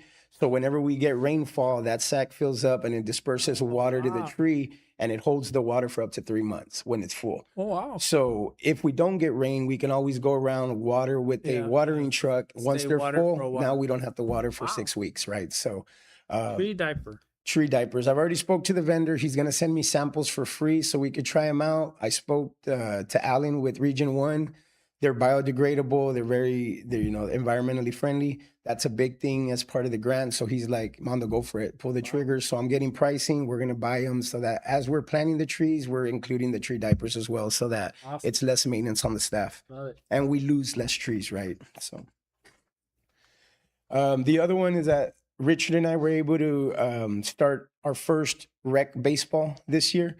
We had roughly 85 total participants. Really proud of that because it was kind of, it was a little bit rushed for us, but we were able to do it. Richard and Martin, and myself, we had a lot going on. They had other programs going on at the time, but we were still able to make it work. We had several sponsors as well that helped out. We were able to sponsor some of these kids that weren't able, maybe their families were unable to afford, or they had never played baseball before. So sometimes the parents don't want to, if they're not able, they don't want to pull the trigger and say, hey, I'm going to pay for you to get in baseball. What if the kid doesn't take? What if he doesn't like it? He quits in a week, right? And I'm out of my money. So we needed numbers and we had some sponsorship money. So we were looking for kids that were maybe a little more in need, and we would sponsor them to play and be a part of the league as well. We also purchased a lot of equipment with that. So for the baseball, we purchased all new equipment for baseball play, right? To alleviate the burden of parents having to supply their own equipment for their kids. I'm sure y'all are aware when, these kids are playing select ball, travel ball, they have to buy all their stuff. They buy their bats, they buy their jerseys. Usually they buy 2 sets of jerseys. They bring their own helmets. They basically provide everything. What Richard and I did is with some of that sponsorship money as well. We went out, we bought hats. We bought helmets, we bought bats, we bought baseball tees, we bought catcher's equipment. So basically it was just pay your registration. We offered a hat and a jersey. So the cost to the parents was going to be very minimal. It was a compressed season. It was 6 weeks. I want to say we managed to get about 12 games in per team. Next year in the spring, we plan to expand that season, hopefully 8 to 10 weeks, get more games, space them out a little bit. But we were playing in La Feria 1 week, then we would come back and play in Mercedes. The idea was that we were going to interlock with Donna. We didn't end up needing to because we didn't have enough days to play anymore, so we had already filled their schedule. But that was pretty good for us. We did get a lot of really good feedback from the parents, and also looking forward to next year because some of the stuff that we heard was like, hey, what y'all did on your first year, we're looking forward to doing it again next year to see what y'all come up with. I So don't want to jump off here on the equipment part, but I think we had heard plan or possibility of we have to flesh out our systems. We throw a lot of water out there. How could we capture that water and transfer that water from there to the fields to irrigate the fields? Because we figure, well, we're going to throw the water anyway. mhm. How can we take that water and put it in our fields, in our parks and stuff like that? So Mr. figured Perez that had part out? actually asked us to start looking into purchasing a water truck, a watering truck. So that water would get filled into the tanks, and then we would go out and just let gravity take its course, right? And just in 'Cause the outfield. I know eventually we're going to be doing our little sports park at the dome. So, all that water that we throw out, I'd like to be able to go and use it. Use so it wisely. It's not wasted, And the other thing is going back to the trees, right? We're going to be putting a lot of trees in the ground. So when we do that, we would use that same watering truck to go by and fill up those tree diapers that we discussed. So this is the piece of equipment that we purchased. This equipment was roughly $38,000. It's an ABI athletic field maintenance equipment. So basically what we were having to do in the past, the guys, we didn't have the equipment to turn the dirt. One of the issues that we have at these baseball fields is there's a lot of sand mixed into the dirt. So when you get rain, that sand kind of compacts, turns into cement. The rain sits on the top, makes it very, very hard for play. What the guys were having to do was go out there with a tractor, a big tractor, add an attachment to the back, weight it so that it would get enough weight to actually be able to turn the dirt. The equipment wasn't efficient because they were making really large turns to try to get in and out of the fields. Then they would go back, put the tractor, remove the attachment. Then they would add the drag mats, come back, drag it, and then go back, switch it again, do it again, and just keep doing the process until they got it right. This equipment allows for one guy to do all of that without ever having to get off of his equipment. So like you see Chris on this machine, he has the tines in the front that he can lower to the level that he wants, whether it be an inch, 2 inches. He's turning the dirt, and he's also with the back of the tractor, he has the drag mat on the ground that's dragging the dirt even. It has the capabilities to add the brush, to also, we have the box blade that we purchased with it also to help level out. And then this year they're coming out with the laser attachment. So we're looking at purchasing that attachment, which will help us laser level the fields when we're doing the rentals. So the plan is that after hurricane season, because we don't want to do this before we get, if we end up getting these large rain events, it'll kind of defeat the purpose. But as we get into the fall, we have pricing to bring in the red dirt. We want to add about 2 inches, especially field 2, because field 2 is mostly sand. So when you turn the dirt, the ball hits and it stops. There's no roll. There's no true roll. It's like playing out on the beach trying to play baseball. So we had a company, they're out of San Antonio. They were the ones that priced us on doing the renovations. The price for the renovations was going to be $129,000 for all 4 fields. All they were going to do was basically use equipment similar to this, remove the lips that are going into the outfields, which cause the balls to jump, can hit a kid in the face because, you're not expecting that. You're expecting a true roll and it hops up on them. So they were going to do that. They were going to bring in red dirt, level off the fields, grade them. So with this equipment, we'll basically be able to do the same thing. Texas Multichem is the name of the company.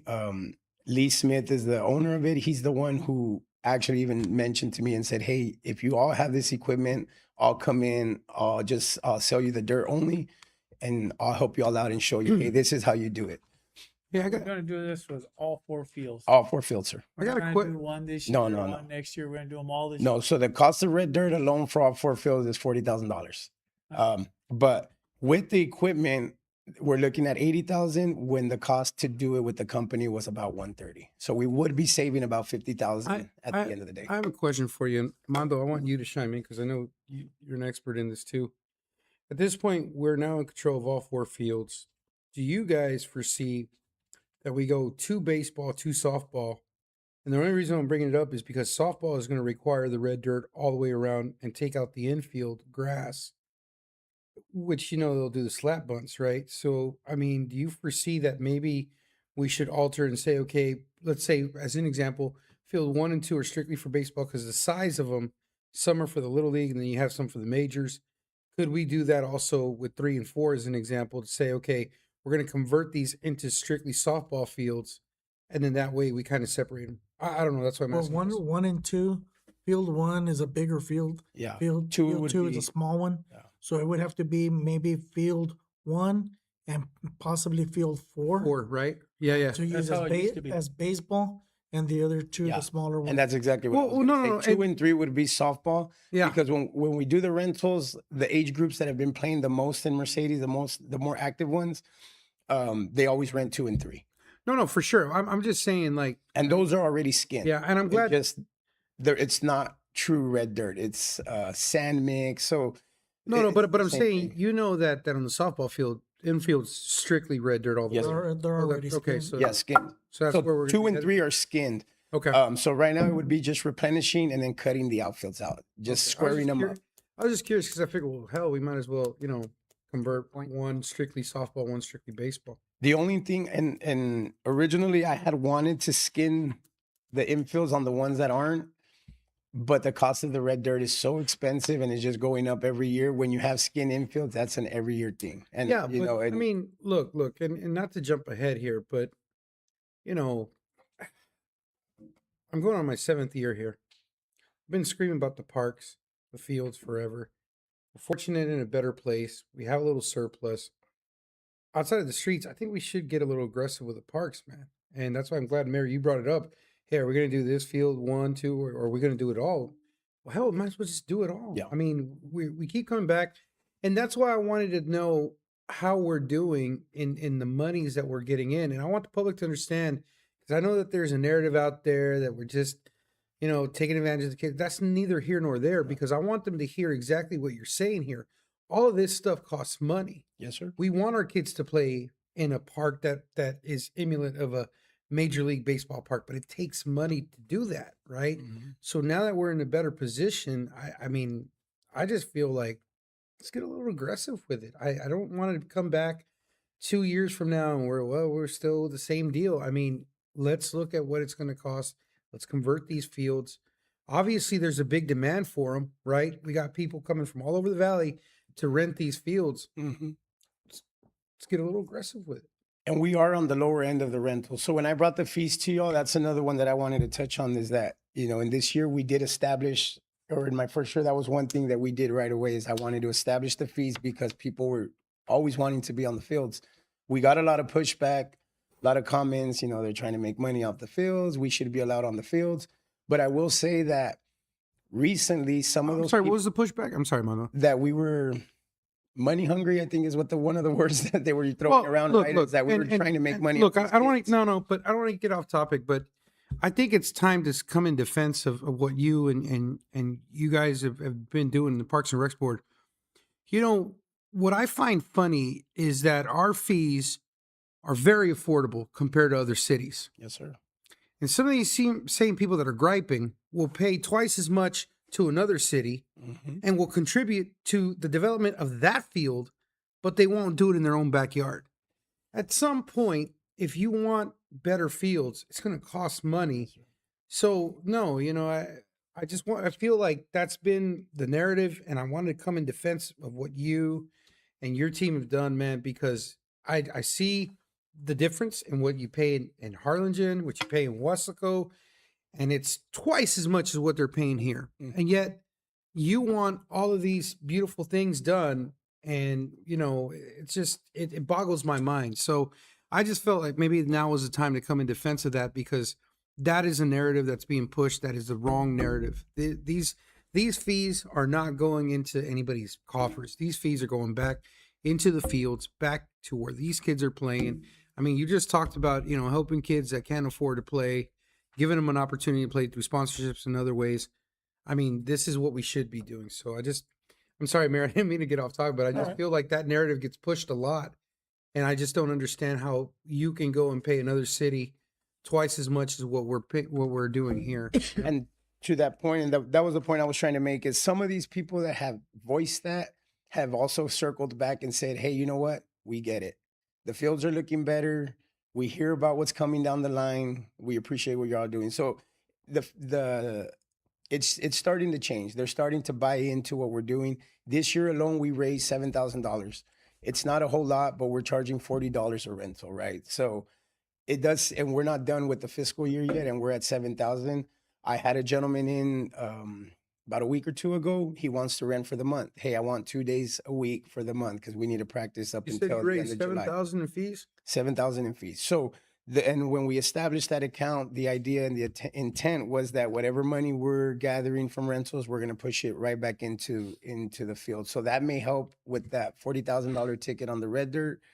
We may be able to use a little bit of that as we get closer to October, depending on how much we build up, or we use it to put it back into our program, scoreboard, stuff like that. I foresee a time that once we get all these things done, I'd like to see some of the fees down the line go back to helping some of those kids that can't, buying gloves, things like that.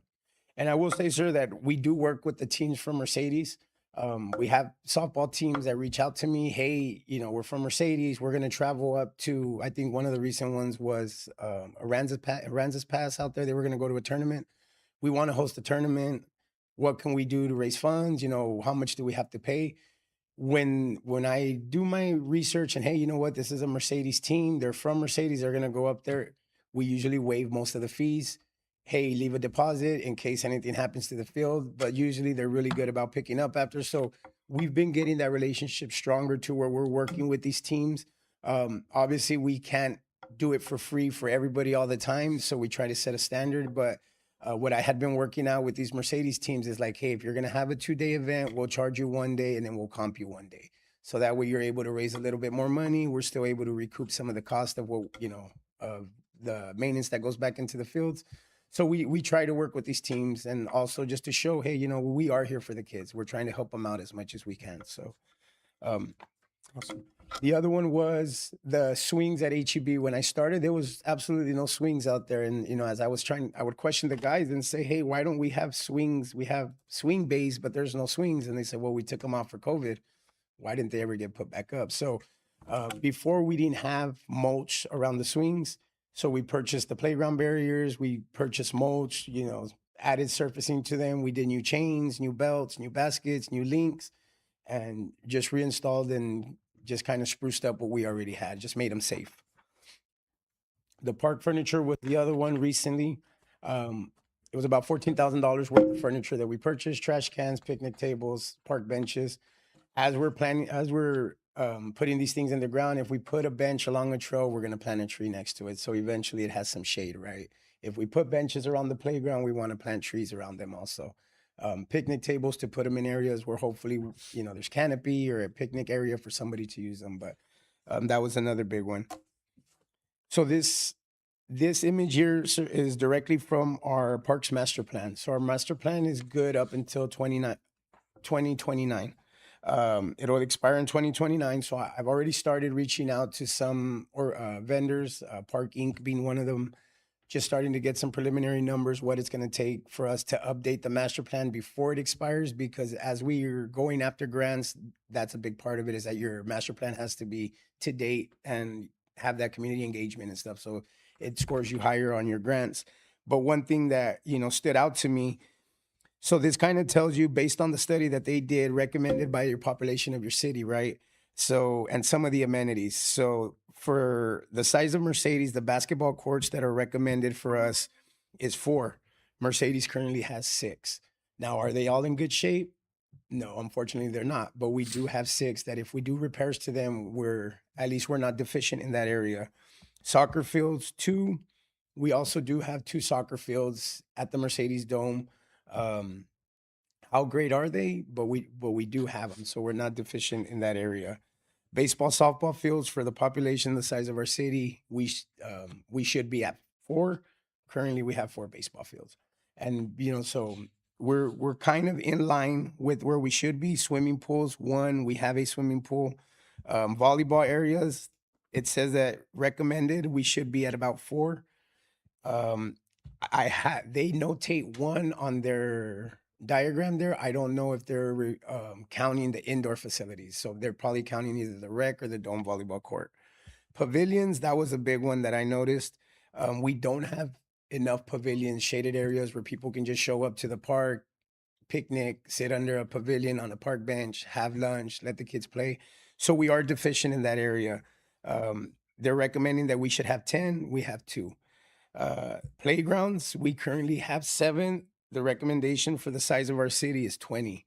It kind of seems like a lot, but we're also deficient in park acreage. So park acreage, I had it in front of me. I know that we are deficient in park acreage. So that's one of the things that we're going to be looking at also, because Texas Parks has grants out there for land acquisition, as long as you dedicate it as a park for the remainder of its time, right? So we want to try to see if we can acquire some more parkland. Picnic tables, we should at least have 57 throughout our parks here in Mercedes. They have us at 40, but we did address some of that because we added 10 this year with that park furniture that we got. Real quick, Mondo, 2 questions. In regards to what you were talking about in land acquisition, would that also be, would that cover, like, for example, an HEB, right? Would that cover land that we could acquire for additional parking for the park? I would have to be do my specifically- research of it, because it has to be considered a park. So, I mean, if we Okay. consider it a part of HEB, I mean, there may be ways for us to kind of navigate put a that, but trail. I'd have to do some. Put a trail around the parking We'll lot. put a sir. trail around the Yeah, parking yeah. lot, sir. Yeah. Now, my second question here is now that we're kind of touching the surface on it. Last time I know our grant writer, they brought somebody in. We had talked about pursuing grants for the parks. Now that we're in this theme of being aggressive for our parks, have we acquired any grants to our grant writer? And if we have we been awarded anything? We have not. So last year we started the application from Texas Parks and Wildlife, and we did not get it submitted. Why? There was a couple of reasons. Well, the main reason I was told is that we started too late. That's what I was told by the organization or the company that was helping us out. But I met with them 2 weeks ago. Last year I started in May, end of April, early May, to submit August 1st. This year I met with him second week of June, and I asked the specific question. I said, do we have enough time to submit this application for August 1st? Yeah, we have enough time. I said, okay, because last year I was told that I started too late and I started in May. I said, and we're in June. So how is it that we have enough time? Well, now we have more documents. So I understand that part that last year we were gathering. Last things. year it had to do with plans and documents. Yeah. But I was able to get the documents that we needed last year. So we have all that stuff. So right now what we're doing is just updating everything. And I want you to, you know, follow up with that in your monthly reports. And the reason why I'm saying this, because in the theme of what I was saying earlier, and being aggressive, now that we have a little bit of surplus, maybe we can even match some of the money that's out there, go after those grants aggressively, and be able to do more with less, right? I mean, that makes sense, but I just want to make sure that we're doing that. I mean, we have these grant writers available. They're supposed to be looking for these grants. I want us to make sure that we're capitalizing on this money, because if the money's out there, and we need to be going out there to get it, because obviously we have needs in our parks, right? Yes, sir. So this is also from the master plan, just a screenshot from the, so formulated goals and priorities that they came up with when they established this. Are you able based, to make that larger? not from here. Juan, Okay, can no we problem. zoom No that a problem. little Wanna bit? see it on the computer there? You can, I think you can stretch it. One. It's one there. If not, don't worry about it. So the first part is the formulated goals and priorities, right? So goal 1, provide citizens with improved and rehabilitated parks that are well maintained and offer expanded amenities, playground equipment, picnic tables, barbecue pits, etc. I feel like we have been addressing that in this last year, obviously with the park furniture, the picnic tables and stuff like that. Maybe this wasn't where the idea came of, but as I started to look more into our master plan, I started noticing, hey, you know what, it's aligning with some of the stuff that we're doing. So that kind of, you know, just gives us shows us that we're on the right track as far as some of the stuff that we're doing with limited, you know, resources. Goal 2 was establish walking, biking trails and promote interconnectivity. So we have been working on our trails, you know, getting pricing for lighting and stuff like that. The other thing is that we've revamped and started talking about the hike and bike trail again. So we know that Westlaco got pretty much to the end of their line. La Ferias, I think, is starting to move this way. So Mercedes is kind of falling behind there. I know Mr. Perez, myself, and Mario from EDC, we met with Hidalgo County. One of the things that and then Mario and myself had a follow-up meeting or 2 follow-up meetings with them. They did go back and review the original plans. They had their GLS gentlemen go back and drive the entire area that the site or the map that they mapped out to make sure that it's still feasible. So he came back, we met, and he tells us that it is. Hey, you know what? We can still do this. What they want to see from us is that we're serious, obviously, and for us to start with the environmental and the feasibility study. So after speaking with Mr. Perez, that's one of the things that we want to do is we want to go out and have somebody come in, do the environmental and the feasibility. Commissioner Fuentes and his staff has said that, hey, if y'all get this done, you guys show us that you guys are on board and you guys are wanting to move on this, they're even willing to assist to help. Well, hell, find let's put it on the funding for next project. agenda, man. I mean, at this point, and that was going to be my question: is are we communicating with Commissioner Fuentes' office? I mean, they're wanting to make these things happen. We're trying to promote health throughout the entire valley. Yeah.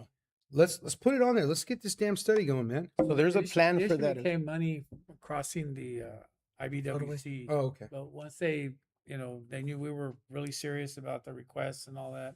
Yeah. There's workarounds, but it's going to take a little extra effort.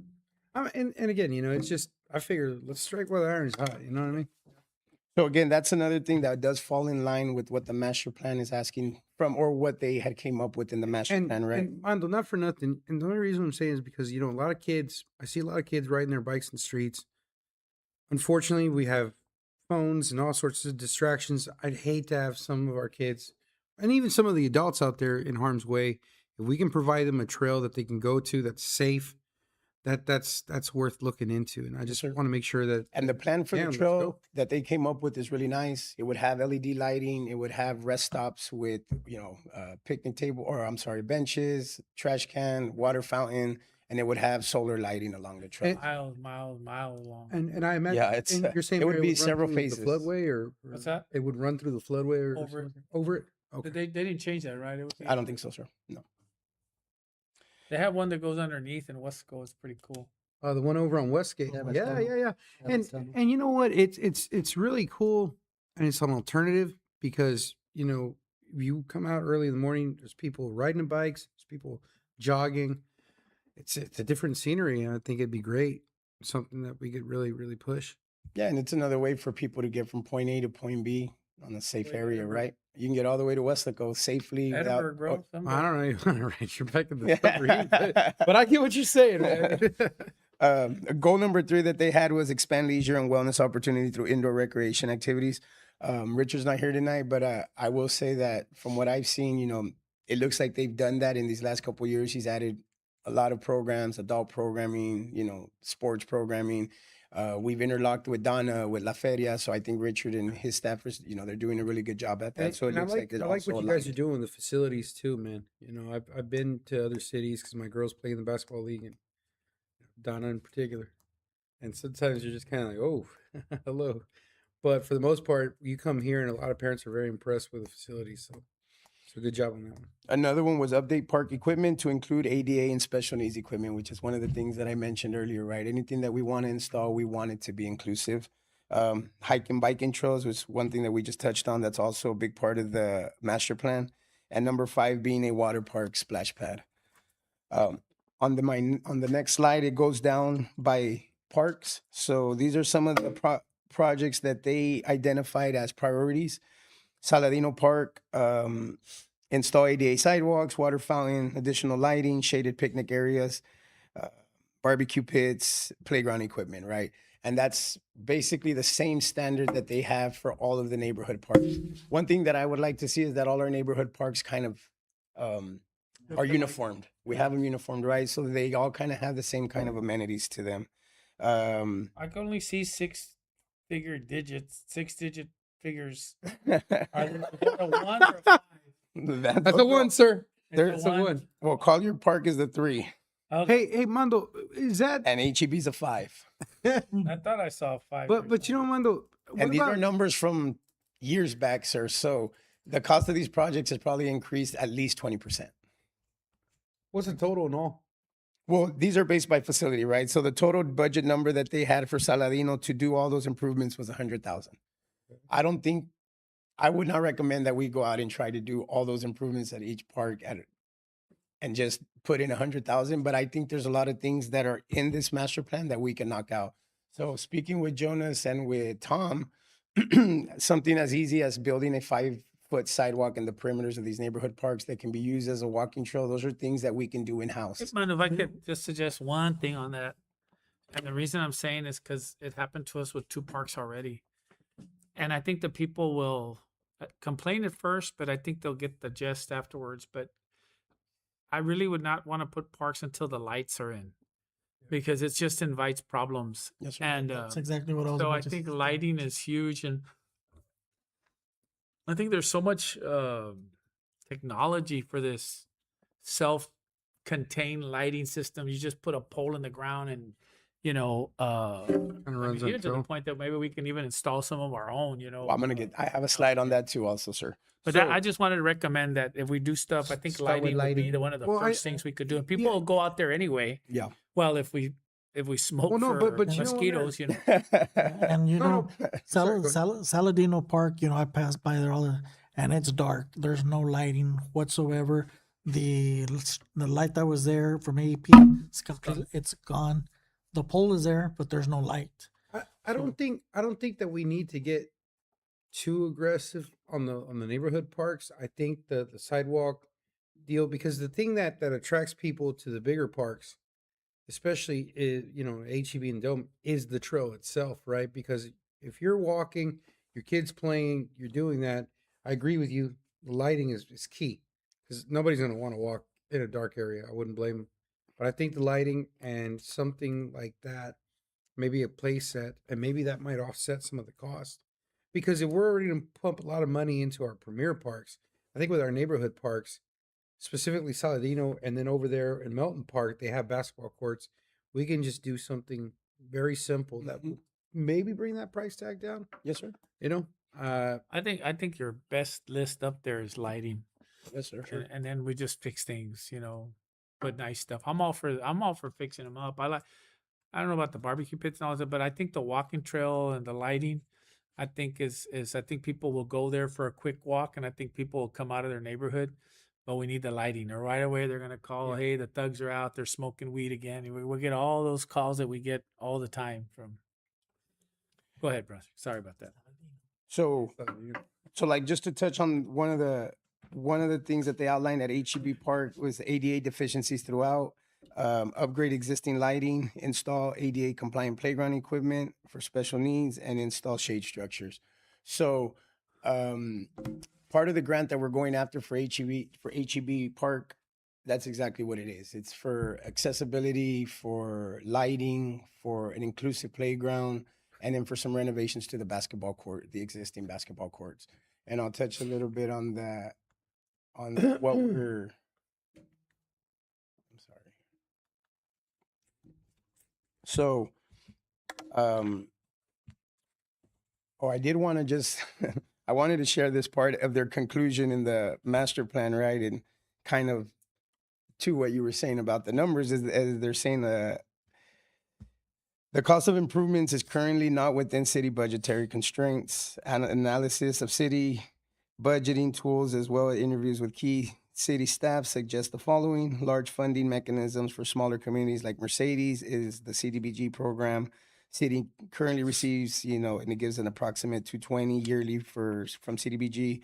So I won't read through the whole thing, but basically it's telling us that we're going to have to get very creative in how we're going to fund some of these projects. Because as you can see, anything in the parks is very expensive. And in my meeting with Mr. Perez and Jonas, that's one thing that I mentioned as well. Like a small playground like what you see at HEB Park, it doesn't look like much, but you're paying $90,000, $100,000 for something very minimal, and you're not including surfacing turf or pour in place or anything like that. So that's why the grant writing is a big thing. And Yeah. So, and just so, because I was there for the whole mess last year of trying to get the grant, it was all in a rush and hurry up, and we knew we weren't going to make it. I mean, we had a whole meeting on it, right?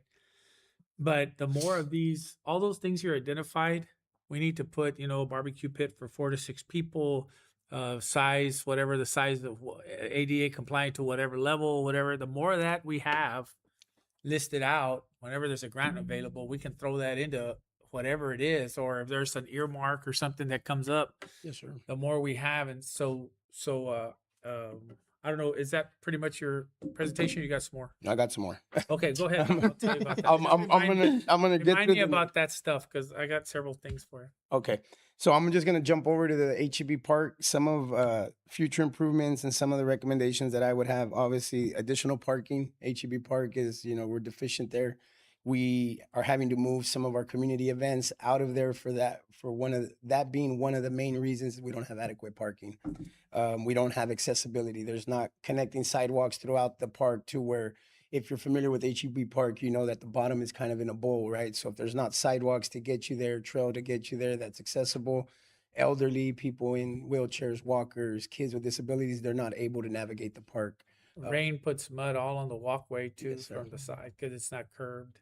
So addressing parking to support community events and adding connecting sidewalks for accessibility. We do have a number, and I'll show you the conceptuals that we have, but that's roughly $180,000 to do the sidewalks, to do the additional, I want to say it's about 86 parking spaces that we were able to identify. Perfect. Trail lighting, installation of solar trail lighting to allow evening usage and provide a safer experience. Currently turnkey with installation, it's about $110 for the solar lights, and that would light up the entire trail.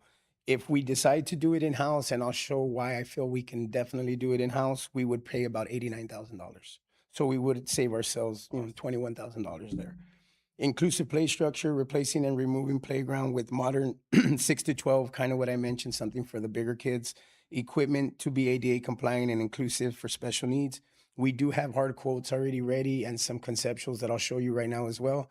Roughly $150,000 just specifically for the playground with surfacing. And there's an option to do shade structure as well, where we would compress the size of the playground, but it would be shaded with surfacing as well. And I'll show you those images. Number 4 would be the basketball court renovations. You go out there, these kids, there's always people on those basketball courts in the evenings. Oh, yeah. If we're able to do those 2 basketball courts and including the one at the Dome, Richard and Martin and myself have already had the discussion of wanting to start an outdoor league. 3-on-3 men's youth programs, youth leagues, but to have them outdoor and in the evenings, which I think that would be a big hit. That would be cool. So, and then the other one for HEB Park that I think is something that we definitely need to start looking at is the renovation of the Civic Center. So I had a general contract go out. We walked the Civic Center. We looked at the restrooms. We looked at the flooring. We looked at the lights. We looked at the windows, the walls, the stage area. So he gave us a price for the entire project, renovations to include restrooms. In the restrooms, it would be the ceilings, walls, all new partitions. He would reconfigure it to give us a little more space. All the fixtures, the commodes, urinals, all the sanitary fixtures, everything new. In the actual in the building, we would do new flooring, swap out the lights for LED lights, new ceiling tiles, and then the kitchen area and possibly the windows. The total cost of that would be 180. He has it broken down into 3 phases. If we want to go that route, I thought it was pretty good for 180 as well. I would like to say that those floors are perfect for dancing. I don't think there's anything wrong with it. They slide. The mayor was dancing at my anniversary, so he was Dance there kicking all butt. the time, bro. All You- my you know what? freaking- From 16 years old until they wouldn't let me go in no more. You know what, Mayor Commission, I had asked Mondo to look into this for the Civic Center because I felt like it was another source of revenue that we could obtain. I don't know if you guys know, but I'm planning quinceañera and I'm finding out that a lot of these event centers are an arm and a leg. So Sure are. it's very cost effective, I think, for a lot of families that want to entertain. It's very affordable. And again, this goes back to what we discussed earlier with the fields. You know, we don't have these outrageous rates. We do care about our citizens. And so I think we should put a little bit of money on top of that. It'd be a nice place to host our city, state of the city events. I mean, you know, I don't see why not. We have a civic center with sufficient parking for the most part. If we put in the money, I think it could be a revenue stream. I think it'd be something where we could host events for the city. One specifically being the state of the city. So just wanted to throw that out there. How much for the parking? That's 60? key. So the parking, it's 180 with the sidewalk that we were wanting to add to the connect Okay. to make the connection. That's at HEB though, right? Yes, sir. Y'all already did some work on That's at the 80 Civic spots. Center already, right? As far as the building on the outside. Yeah, well, we pressure washed and made some patches because we want to come back and paint the exterior in house. I did see the patchwork a couple weeks ago. It was rented for, and I was there for an event, and I did Where see at, that Mark? there at the Civic Center. Oh. So the patchwork on the outside, because it was bad. Yeah, Yeah. the whole there was caving into Yes. the wall. So I mean, we put a band-aid on it. Is kind of what we Put a did, but mural just to on it, kind of yes. did the best that we But, could. You know, but it looks good, compared to the way it was. You know, 'cause even you could just see for the mesh Band-Aid, already. I don't know if yes. you noticed that. You could see the mesh and the foam or Yes. whatever was in there. So it was an eyesore. So we painted the steps, A we hat. pressure washed, and we patched. So So, The, so the thank y'all for that. mural, the mural's still facing east though, right? Or as of right now, yes. do we have any plans to maybe do anything along the north or looking towards north towards the old 83? At the moment, we don't, sir. I know that y'all had recommended some stuff. I mean, we can look at shifting. Because so the artist that came up with the mural, the conceptual, he told us, hey, you know what? We can shift to the other side, but because of the way the windows are, you don't have a whole lot of space to actually do. Okay. He's like, but I know that there was a meeting where y'all mentioned about possibly putting people that came out of Mercedes, like murals of them. That is something that would work on that side because in our between the veterans. windows, you have Yeah. those, you have that. And space. and hear me when I'm about to tell you, man. We have got to put that amphitheater to use, man. I mean, we really do. I know there was a big fight. We were not on the commission when that happened. It was a big fight then. They built it and it's there, and I don't want it to go to waste. So we have to figure out how we can complement that facade with other events. I know we'd mentioned that we had to move certain events because of the handicap. I understand that. But that amphitheater is there. I think it'd be great for our city to promote the arts, maybe work through the schools. You have mariachi, you have plays, you have all sorts of things. I just think that we should utilize these things, man. The Christian organizations use it like Yes, sir. 6 times Yeah. a year. Yeah, yeah. And I'm glad you said that, Commissioner, because I have talked to Mondo about it and reaching out to some of these high schools that have their local conjuntos, Yes, sir. so that we can put together like a showcase there, you know, where we can bring some of the local talent. Not only that, we can bring in, you know, like for example, Elida Reina, that she's from here, to be one of the judges, you know, things like that, you know, and you know, because if I don't know if you all are aware, but there is it's what's it called, the accordion shootout. It's a big old statewide competition. What- it's the through the South Texas Conjunto, no? South Texas Conjunto, but this competition is open to high school kids and adults of all ages. It was done in the Houston area before. It's called the Big Squeeze. Yeah. The Big Squeeze. And we've had a kid from the valley, actually, from San Benito won. Yes. Actually, my cousin Juan was the first winner. He was also one too. Yeah. Back in about 2003, I believe, Yeah. or so. And now we've got another kid out of San Benito that has won this. So He's competing with the whole state and even people, I think, from out of state. from come out to of state compete, so too, that's a because they big one. compete with some of the kids from or people out of Louisiana in the accordion. So if we, you know, some of these schools now that are hosting the conjuntos like La Jolla, Mhm. Palmview, Roma, Rio Grande, you know, Mercedes is starting to do that through the ACE program. So we can hold it here, you know, as a way to put our amphitheater to use. Yeah. We bring in people from I think other that's key right communities there, man. Upper Valley. while they're already here. Yeah. What are they gonna do? They're gonna shop at the outlets. They'll go eat at the local restaurants, and leave their tax dollars here. And now with the shops coming up and additional restaurants, I think that's going to be key, man. So this is the conceptual that we had come up with. One of them. There's 3 separate plans. I just showed this one. This was one of the ones that we were leaning towards a little more with the engineers. So if you'll notice, and I know it's a little hard, I can't see it too well because I don't have my glasses. But on, what is the road that runs along Sonic? Wally Prado. Okay, along Wally Prado, we don't have a sidewalk in a good portion of that park, right? So if people are wanting to get there or walk along, they're either walking on the grassy area or they're walking on the street. So part of that was to make the connection from business all the way down to where the exercise equipment is, make that sidewalk, close the road that comes in. That doesn't have a little red dot. It does, sir, but it doesn't show up on the screen. Oh man. Yeah, I was pointing it to the wall. Yeah. So Vanna Martinez. there you go. Okay. So the yellow line that runs from the north down south, that's a sidewalk to go in, right? And we Oh, do have okay. the sidewalk that runs on this side on going south, but we would make the connection from the north from business coming down.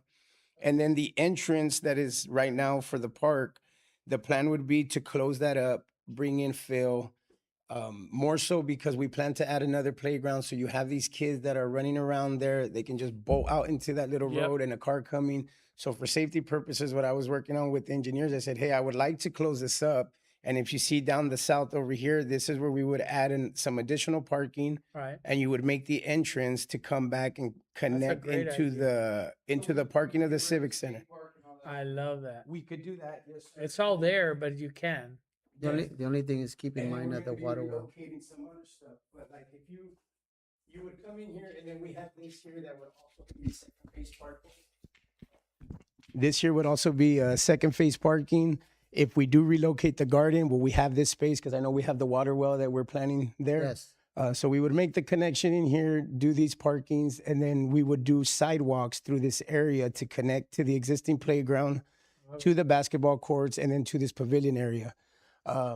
So if you see here, these colors here, the blue is a proposed, this would be proposed either pickleball. Another thing that I talked to the commissioner about was if we don't have a real area where people can go and do an outside party, piñata, gather their family, barbecue, we could designate this area as that, also start to rent it out for events, or we can convert it into some kind of a pickleball court.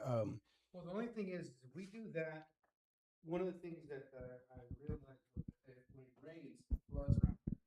So we have to even that out because it's pretty much pain in the neck to kind of get in there. But now that we're talking about this part, we've been talking about maybe adding a volleyball park. Yes, sir. I think I'm pretty loud, but okay. We've been talking about adding a volleyball park to help complement Sonic. You had mentioned about the land acquisition. Would that help in the land that's possibly for sale right here to put a city, maybe volleyball park, a sand volleyball park that would be right behind Sonic that may help them in trying to bring more customers in, right? Because hey, you're going to be right here next to us. You're going to be there at the volleyball court. You're going to get hungry. You're going to get thirsty. Come on in, and maybe that might drive that area. Because remember, that land right next to Sonic is also just there. Yeah. And we could really get something spurring there if we were to acquire the land there and maybe get a volleyball court or tennis or whatever, whatever the thing is. But we could possibly do that also and kind of get aggressive with that little area. And if we're able to figure Thank out the parking, then we wouldn't need that additional space for parking, and we could convert it into some kind of play area or have some kind of amenities there.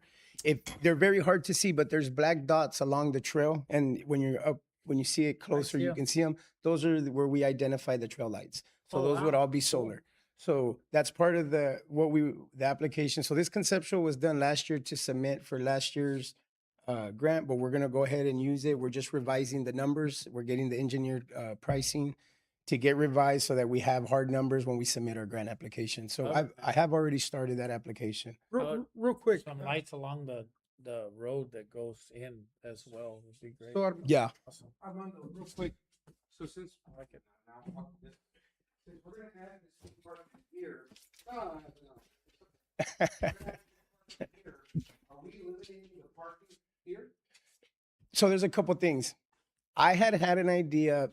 If we have these large community events, we always have vendors, right? Food vendors, and they're parked throughout the park. I had thought of possibly converting that parking into like where when we have a community event, we would put plugs there for food trucks or something like that. And you park 3 food trucks there Good idea. and you have the picnic area in front. So all we would have to do was get the power source there, the 220 plugs. And they don't have to park in the grass. And they don't have to park in the grass. And then you would make that like your eating area. You would put some picnic tables out around there also for special events. And when we don't have a special event, we can still use it as parking. Let's keep it. But you could close down this area and then people could walk without having to worry about traffic because you have the new parking here.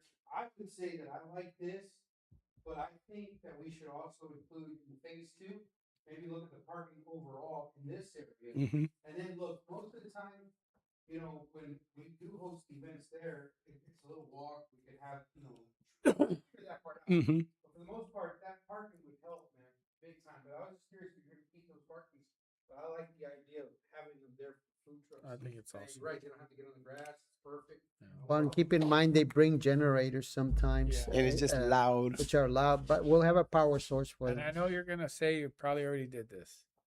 But you'll help me a lot with my wife, and I think with those lighting, I don't know if they're gonna be battery or not, but my wife's dream has always been that we have like a holiday theme with large Blow-ups. or things like that, and she always tells me I don't understand what the big deal. Of course, I have to tell her the whole money thing, right? Whatever, right?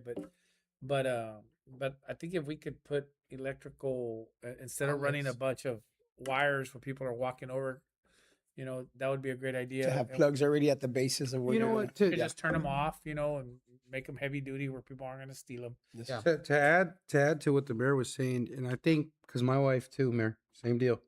And where they see it is, for example, in Wesco, they have a little area families can get off. Eventually we're gonna have to get a second tree.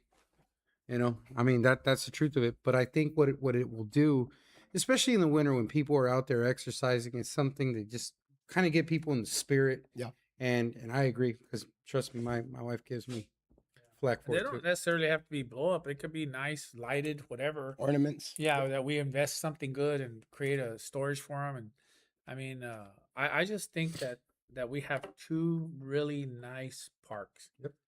And I think this should be more of an entertainment, what people know it for, walkway, whatever. And I'm glad we have a walkway at the other one. That's Almost more like a long distance. destination park for the But city. I think that could be, because originally that dome project was built around the idea of that being a sports complex. Mhm. That's what it was originally for anyway. That's why it's so large. As I know everybody was complaining about the dome being there. The dome was a funding source, right? Getting it domed. Yeah. But the actual project for it, the base of that project was a sports complex. So I think this is fantastic. So the like I total said, cost right now, as it stands, if we go after Texas Parks and Wildlife, last year we were looking at about 450 to 500. Texas Parks and Wildlife, because of the size of our city for the local park grants, we can apply up to 750. That's our max. Awesome. It's a 1-to-1 match. But one of the things that I had mentioned to Mr. Pettis was that the way they do work is that we put the money up front and then we get reimbursed half. So when Yep. we do the resolution, they want to see that we have that We have money that- allocated and ready to go, so that if they do award us the grant, we can pull the trigger and get. Mayor, you know, I don't want to jump ahead, but you know, I mean, I'm really liking what I'm seeing, and with your permission, I'd like to maybe get park committee going. I'd like to be a part of it. Maybe get with you and Albert, and sit with our grant writer and just take a look at everything that's available and see how we can get more aggressive in pursuit of those grants. I think it's necessary, man, because and I don't want to take away from your presentation. It's just everything looks really good. I think it would be very beneficial for us to do that.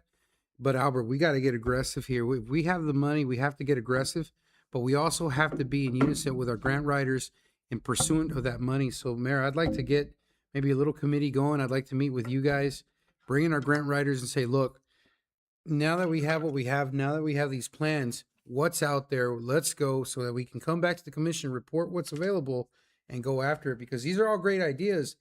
I just feel like, man, dude, like, Well, I can tell you, need I to can put 'em tell into you from action. being there, like I said last year, that this plan compared to the one where somebody scratched the name from another city and turned it into us is a big difference, man. Big That is exactly what we needed right there. We had this And, one last year, sure, ready. Yeah, no, I know that. Oh, but you didn't get to. y'all didn't yeah, get to see I this. know with Yes. the first one that we scrambled to put together. so So this one where you break it down like that and all that you've done and the schematics and the pricing and all that stuff, I don't think we should have a hard time finding some funding there. You know, just I don't know how much they're going to allocate this year or so. You know, well, So again, we can go up to 750, and we can always add more amenities to get to that number, but it's just a matter of how much are we willing, well that or how much are we able to put up. you said it was 50%. It's a 1-to-1 match. 1-to-1. and that's what I'm saying, man. Like for me, I want to meet with you. 750, we come up with 750. I want to meet with you. I want to meet with Albert. I want to bring in our grant writers. I think we just need to say, hey, man, look, we want to get a little aggressive with our parks. We have great plans. What's out there? Let's go after it, so that way we can Just start. moving. philanthropic money would be good. Valley Baptist Legacy Foundation also Yep. funds a lot of projects, Yeah. and that was Well, one they that I tried had it told. out. They dried it out for 2 years in a row. Mhm. They were tied up, so this year should be. And Up again. they're really big on healthy initiatives, trail lighting, solar, stuff like that, new Yep. trails. Those are projects that they love. So is NAP, the NAP Community Care That's Foundation. another one. Armando, and some of these inclusive things, are we also considering autistic kids as well? So right here, this is some of the conceptuals, and based off the 150 budget that I presented to y'all, this is what the vendors came up with. So the two on the left, this is from Miracle Park Place. So this is kind of what we would get for 150. If we did turf and shade, you would get obviously a smaller. The top one, you get a little more play, larger space, but without the shade. They both include some sensory play for kids. Sensory play is more for kids that are autistic, kind of just want to play on their own, you know, maybe get a little overstimulated when they're around other kids. So like the musical stuff that we installed behind Marisol's, those are like sensory things that we can always come back and add to these things as we go, because those are very easy to install. My guys, I helped them out. We installed the ones there, so that I don't see why. And we that's the wouldn't be able to idea, do that. Mondo, behind it is I just want to make sure that every kid has an opportunity to enjoy the parks, man. Yes, sir. I mean, for real. So again, and then the one on the right, bigger play structure. You know, it's a little more of your typical playground. The one on the left, I like because it's a little more of what these kids do at that age. So we put one thing that I've noticed, you know, my 11 years doing parks is that we can put a playground with slides and all these things, but you're going to go out there and you're going to see kids climbing on top of the slide.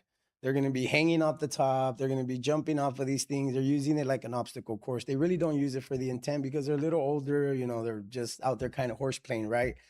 So these are more modern playscapes that just are coming out in the last year or so, which are like hex climbers, more of an obstacle course. You would go through it, climb, jump, slide down, run up the ramp, kind of like American Ninja Warrior style kind of thing. I don't know if you've ever seen that show, but just a little more of outdoorsy kind of play. So this is what I mean when I say going towards the 6 to 12-year-old kids, right? Just since we have something for the 2 to 6, I think this is something that would be great for the bigger kids. And those two would fall within budget.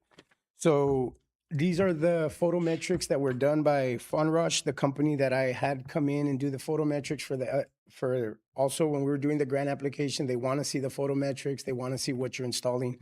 These are the light fixtures. So at HEB Park right now, we would need 24 total lamps. They're at about 90-foot spacing. The total cost of lights alone would be roughly $90,000, $90,000 to $95,000, and that's if we install them. I will say that I've seen these lights. These are direct burial. I've seen them. These are the ones that are installed on the new trail in Weslaco. If you're heading towards the golf course, the trail that kind of crosses that road, these are the exact model. Harlingen just installed these at where the ships, I'm trying to remember what it's Port? called. Or At the port, yes. Harlingen? They just installed these at their port as well. So they had already done the photometrics for us, giving me pricing. So we have those quotes in hand. We just need to get them updated.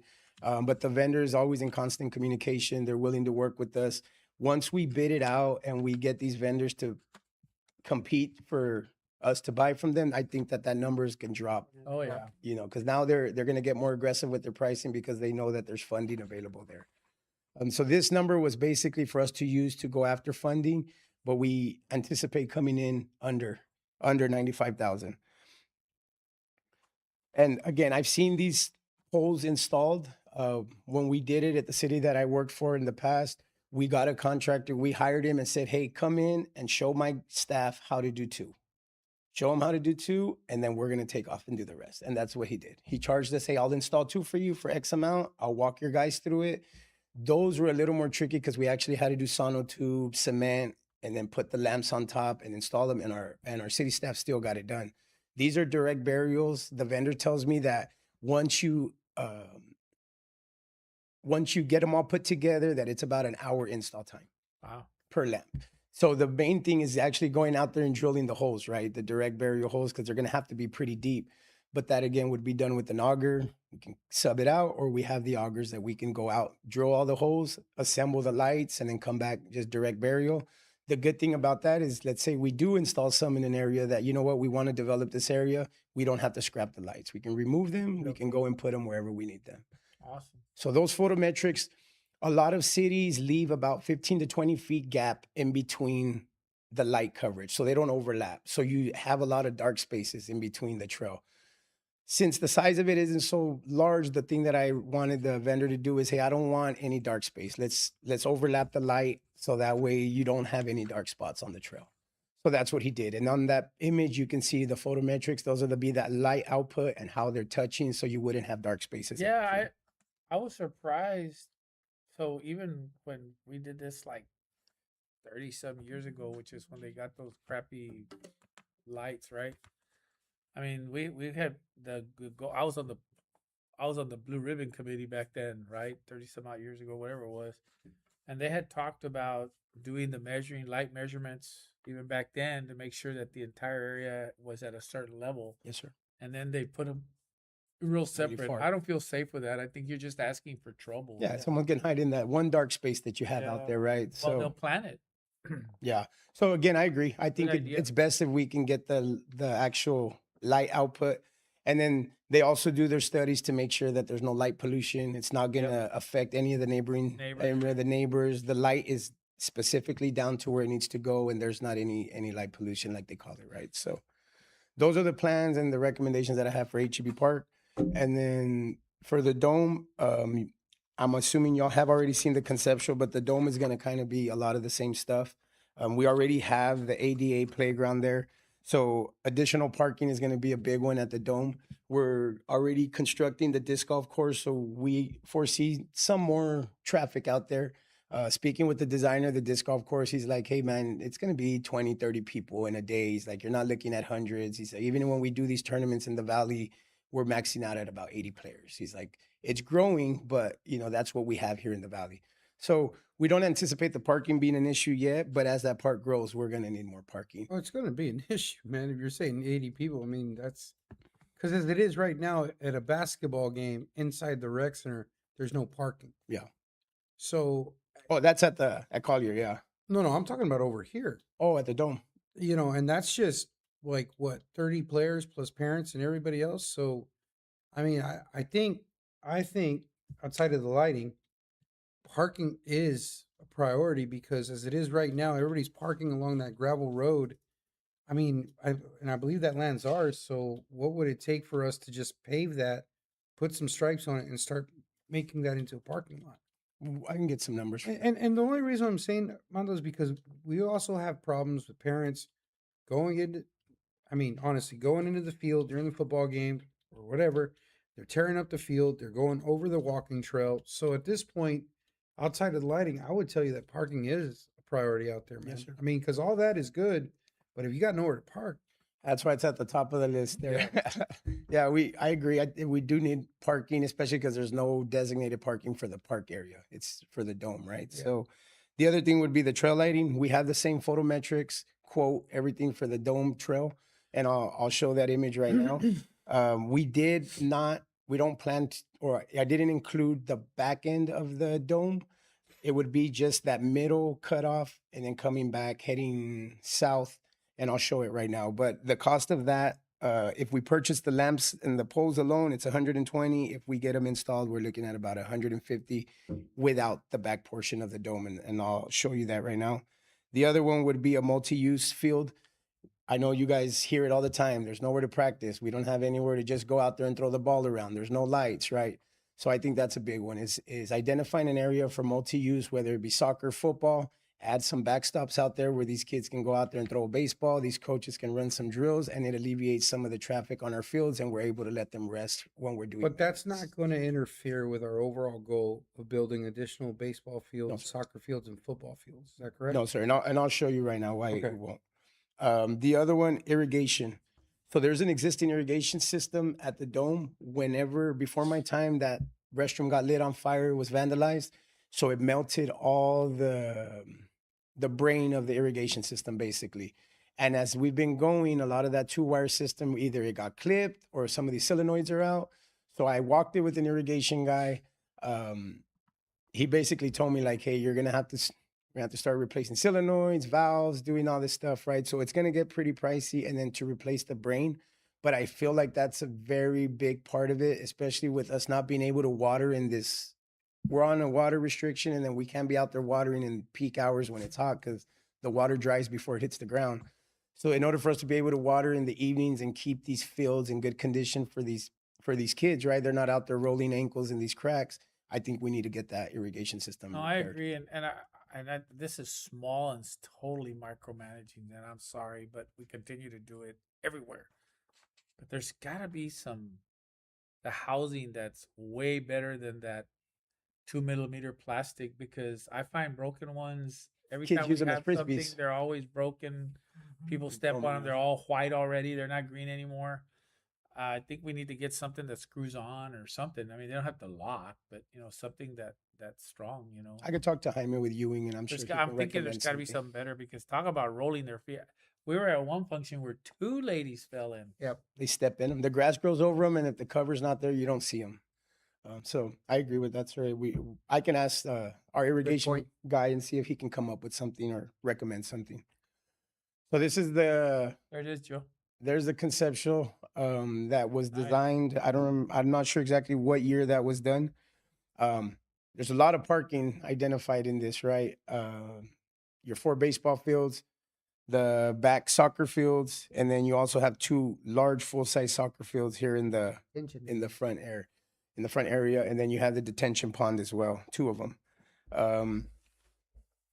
I feel like this is definitely that's the goal, right? But we're talking several $1 million in phases. Just the construction of 1 baseball field with lighting, done the right way, you're looking about $500,000. Look, real quick, man. I'm sorry, my bad. What happened? I don't know. It's almost $1.5 million.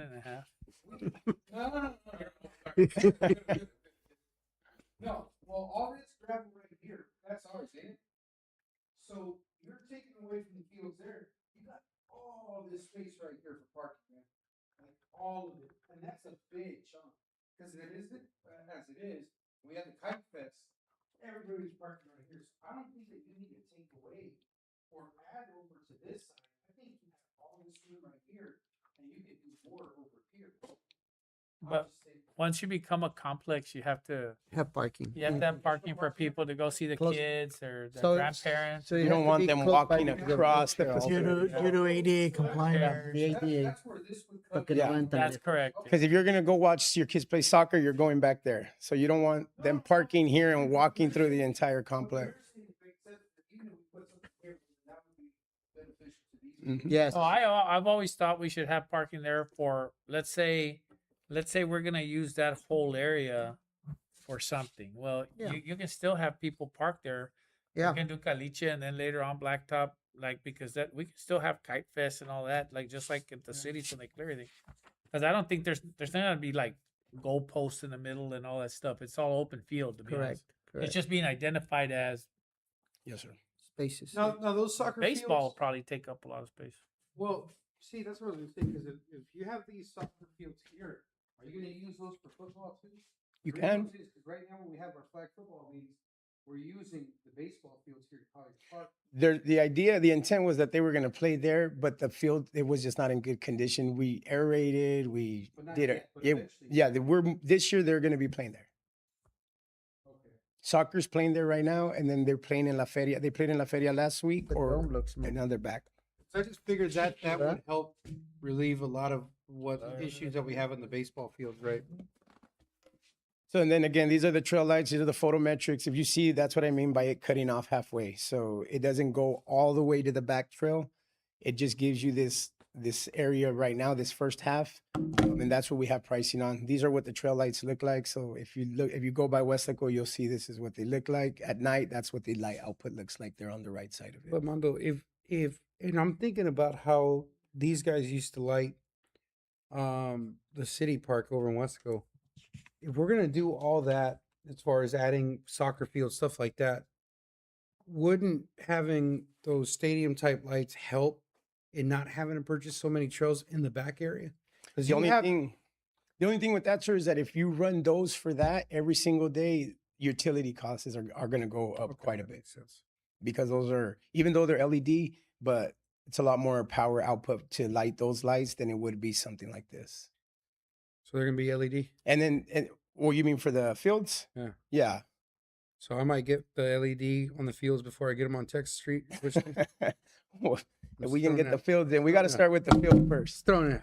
But a recommendation that when I went out there with the general contractor that's working on the pricing, one thing I had mentioned to him is if we finish the parking lot to the dome, now that's a AI generated image there, but I think we would add a lot of space. It's already there. You already have lights and light poles in place. And then you can make the sidewalk connections to the trail, getting you to the playground as well. So you would Actually, add quite a bit of Parking parking. around the dome the way it is. It would help.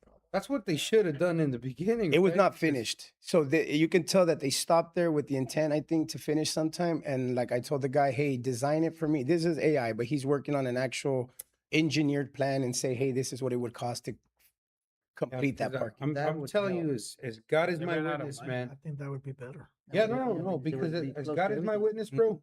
I'm telling you right now, The dome when is- they host those basketball games over there at that dome, you have parents parking like all that area that's undeveloped. They park right there. They park, I mean, everywhere, man. And I agree that we can still do something like the mayor says over here at Caliche, But if we had those additional parking spots, I think it would make How a much huge are they difference. talking about around the dome?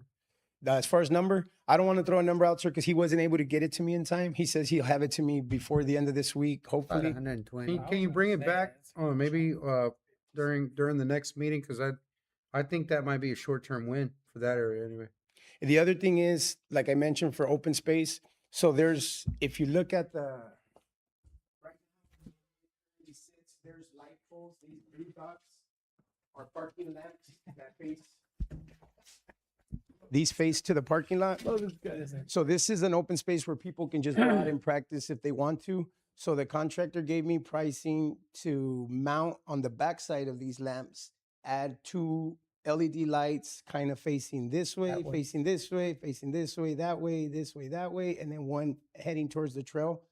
And then we can add 2 poles on this side to help kind of give this area light. It wouldn't be playable light, but it would be, or at least not for games, but for practices, it would work just fine. He gave me the price to do these lights, and I want to get that done this fiscal year because I think we're looking at $8,000 just for those 6 lamps that he would add. And I think it's like an 80-foot radius of the lamp, Nice. the light output. I like it. So hopefully we'll be able to get that done soon before the end of the fiscal year. And I think that would help. And then he's working on the cost of adding the poles on the west side and facing towards the dome. So I think that would be another little small win to where, hey, we can shut the lights down on the soccer fields for maintenance for a week, 2 weeks, whatever we need. But there's still an area with light that people can go out and use. Where am I at? Everybody needs parking. Collier Park. Everywhere. Collier Park's the same. So additional parking. As we're improving the fields, we're getting more rentals, we're getting these tournaments. People from other cities are coming in and hosting tournaments. Parking is going to be key there, right? So right now, the problem we have is people parking along the road. It closes that street. We have the neighbors complaining, hey, they're blocking my driveway. I can't get in and out. I have a trailer. We've gotten calls numerous times of, hey, you guys need to do something about these people parking. So we've tried to let the tournament organizers know and say, hey, we're going to lock these gates because we don't want people parking on the side of the curb thinking that they're going to walk in here. It's helped a little bit, but we definitely need more parking out there. Mondo, we need to redo the parking lot anyway, right there where the swimming pool is at, right? So the one on the right, my recommendation would be, again, these are AI images. They're not engineered. But the one on the right would be to connect the parking lot that's on field 2 with the recreation parking lot. There's a small green space That that, would cut that green space. and that would, yeah, because that green space doesn't get It's utilized. just a waste. It's a wasted Kids are space. there Nothing- practicing nothing's batting with their done. dads. Yes, sir. So I think if we connect those, we would add a lot of spaces there. That would help for the people that are coming to play fields 1 and 2, and it would also help Maureen with the pool and the rec center parking. And then over here on the south side of field number 4, we can expand that parking lot west and east. Not so much west because I know there's some drainage stuff that's going to be going on there. But Right. even if we added to the east side of it, there's also another green space with it's like an old slide, a Yeah. picnic table, things that are not really used out there. Yeah. We have 2 playgrounds already at this park with slides and swings. So those are things that we could essentially remove and we wouldn't be losing anything, and we can create an additional What about, parking there as well. now that you're doing all this, what about additional fencing to where, especially people that are hosting the tournaments, I Close it know off. we have to go and we have to put the orange deal all the way around and kind Yeah. of get people to go in there. So Mr. Perez had already asked me to come up with pricing, so I'm working on that as well. Okay. I'm working on getting pricing to try to close Because in the man, like usually when you have control of the fencing, it's easier for the tournament host to kind of like be able to charge check at the entry. door and do all that because of the stuff. gate fees, and not just Well- that, and then you keep the kids inside, right? Parents get that more distracted than- and kid bolts out, and Yeah. it's not so easy for them to get to that the road. more than anything, but Safety I just think concerns. like we constantly have to go out there, we have to put up the gate or whatever, and it's just the back and forth on it, man. So I love the parking lot ideas. I've thought of both of them, have played them with me, those same ideas in my head over and over, even when I was a lifeguard at the swimming pool. I had even thought at one point, just especially if we're going to do fields somewhere else, is get rid of one field Make it all parking. and make it all parking, so parking. that you can at least now have, the parking you need to get people off the road. Man, it's just real dangerous. man. Well, Well, I- then you know, and- homeowners there don't So I think this is a fantastic start. And to kind of add to it, man, what I like about it is that you expand it, and there seems to be more parking, really kind of heading east to west, right? Because there's that space, that area right there on the top. That's the green part that you guys are talking about, right? That would be this one right here. On the left? Right, the right image on the top part is, This right here is where the green area Yeah. yes, sir. Yes. Yes, sir. and then And that, and then this right. Well, I don't know about the field because you don't have people pulling up the lights and the kids No, trying. they do that shit. They used to park around the whole outside Ah. part when I was a kid. I remember my dad parking and Usually watching me hanging the out with his umpire buddies will- in the truck, watching me play Beer, baseball. yeah, Yes, they can sir. drink beer outside the park. Umpire cuts them off, like, hey, turn off the lights. But then, so it would be along the side of the field, and all of this right here, right? Yep. Man, that's awesome. And then the image in the middle is one of the other things is I know I mentioned the sports lighting for the fields, right? So those, the vendor that quoted us, Techline, actually installed those lights. He tells me they're 25 years old. He gave us pricing to do all 4 fields, and that breakdown is included. And I think we emailed you all the presentation. So if you want to go back and look at the numbers and stuff, they'll be in there. He gave us several options. So if we did all 4 fields, turnkey, including the electrical, what they do is they'll reuse the poles. They're just going to retrofit the tops, remove the tops, come back, put new tops, LED lighting for recreational level play.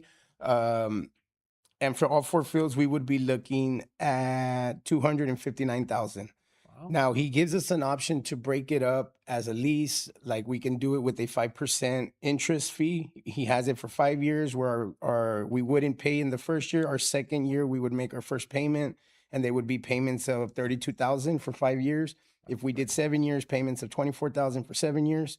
Or we break it up in 2 phases for 160 on one field, and then the remainder of it would be for the 3 and 4 fields. Honestly, the lights and the parking at the Little League parks, out of everything you presented, I love it all.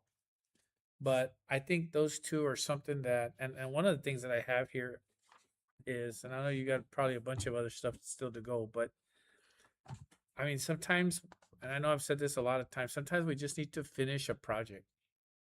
One project, and which one is the furthest along? For me, my baby, I would love before I leave here is to see HEB Park the way you just drew it up. That would be a goal for me for the next 4 years. I would love to see that, but what I think is some of the drops in the barrels is what you're talking about over there at the dome with the parking, initial parking, and the lighting. Caliche, I think, would take care of parking for now while we do another phase, and lighting at the parks, and this. I think, and I would probably put this one as my top priority.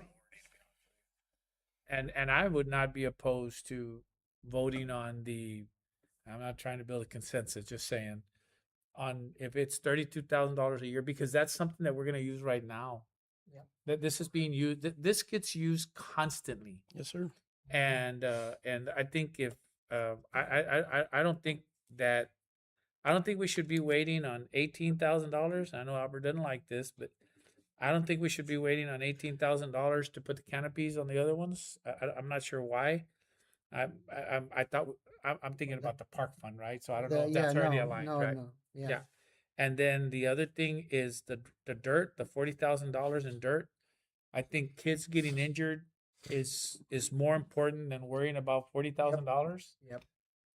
The lighting, if you do $32,000 a year, that's 58 to 60, 90,000. So, and then the parking lot, I don't know what that's going to cost, but is there an estimate on that, on those parkings? No, sir, they're working on those numbers for me also. So let's say it's all this project with everything we're talking about is 250,000, and you have the residual payment or the 5-year payment on the 32,000. That, I think, if we can come up with something like that, would be so that we could finally say, okay, at least the parks, we'll worry about scoreboards later, that kind of stuff. But at least you got a place to park. Yeah, you got parks, got a place to play, there's the lighting, And it's safe. and safe. and some of that other stuff, but like fixing over there so they can practice, so you can save the fields. I think those are minuscule things, but I think that not to take away, if you still got more, go for it. But I think this is probably one of the best presentations I've seen in a long time. Well, my The I'm scoreboards, I think wrapping we could possibly go out for sponsors That's too. what I'm talking about. Well, in the breakdown, in my last breakdown, we have numbers. It's Christian 20,000 Insurance for Group. scoreboards. So this one's gonna be from Marina Law Mr. Group? Martinez. So we Splash do pad. have an area, right? This is the swimming pool. If you look at the right hand side, there used to be an existing kiddie pool there. Like this, Joe. The reason that I recommended to Richard for us to do the splash pad there rather than trying to rebuild it from scratch at HEB Park is because you have everything there. Yeah. You have a You filtration don't have to system. build a new infiltration. No, sir. So and Meeting then adjourned. I'm gone. the lines as far as the water coming in and the drains are already there. So we would just remove the kiddie pool, identify the lines, and then have the contractors figure out how to tie into our filtration system. We may be looking at possibly upping our chemical throughout the year, but I think that's really not a major deal. This image on the right is basically the size of a splash pad that we can fit there. It's a 25 by 25. So, And more importantly, and I think it's important to note that while the big kids are over there in the pool, parents have an option to, be able to watch your kid here, your kid's over there. Maybe, I'm just being No, honest. I'm not laughing at that. I'm laughing because the kiddie pool is fantastic, but the amount of baby roots we had to pull out of the baby pool. that's not as all fantastic. fantastic. So that was constant, man. No. So this is a lot better than And I'll be honest with you, the kiddie pool right now, I'm not gonna lie to you guys. here, bro. The kiddie pool right now is the most depressing thing ever. I see the kids in it, and I feel bad because they're just like, oh my god. They're probably gonna get more out of that than they would the kiddie pool. And we could minimize some of the costs by removing rather than using these above ground features, there's a lot of splash pads that have jetters from the ground and Yeah. they're just fountain style jetters that are flying around and Yeah, these that kids is are okay. running through them. And that reduces the cost also of rather than having it's these like, pieces I of mean, equipment look. out there. Like the dump bucket, I like that idea. But all the other stuff, if it's just an obstacle where they're running through it and getting splashed, I think that And would be Mando- I think some what do you call it? Some what angled covers. Yeah. to give it some. Yeah, I Give it think some shade. that goes Yeah. a long ways too because you still get a little sunlight if you're cold, and at the same time I think the kids will stay there longer. And I think honestly, I think the pool needs to. When I was there as a lifeguard, even or as a pool manager, we would have 200, 250 people. I don't think they do that anymore, right? Because there's just no draw to it. People are inside playing. But that I think would regenerate all over again people being interested in playing in the water.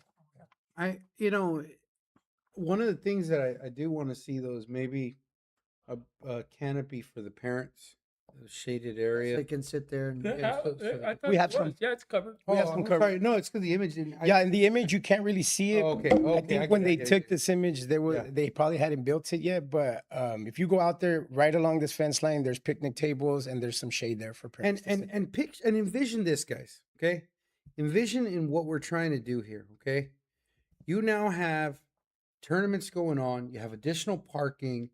You have a splash pad area that's available for kids.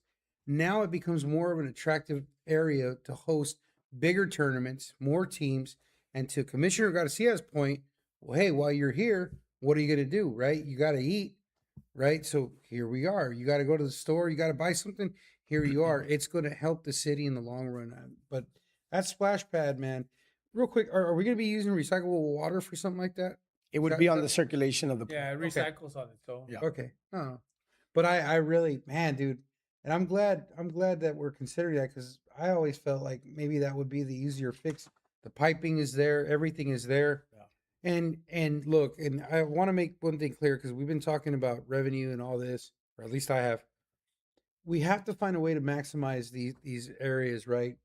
We have a potential to use that pool to, for parties, things like that.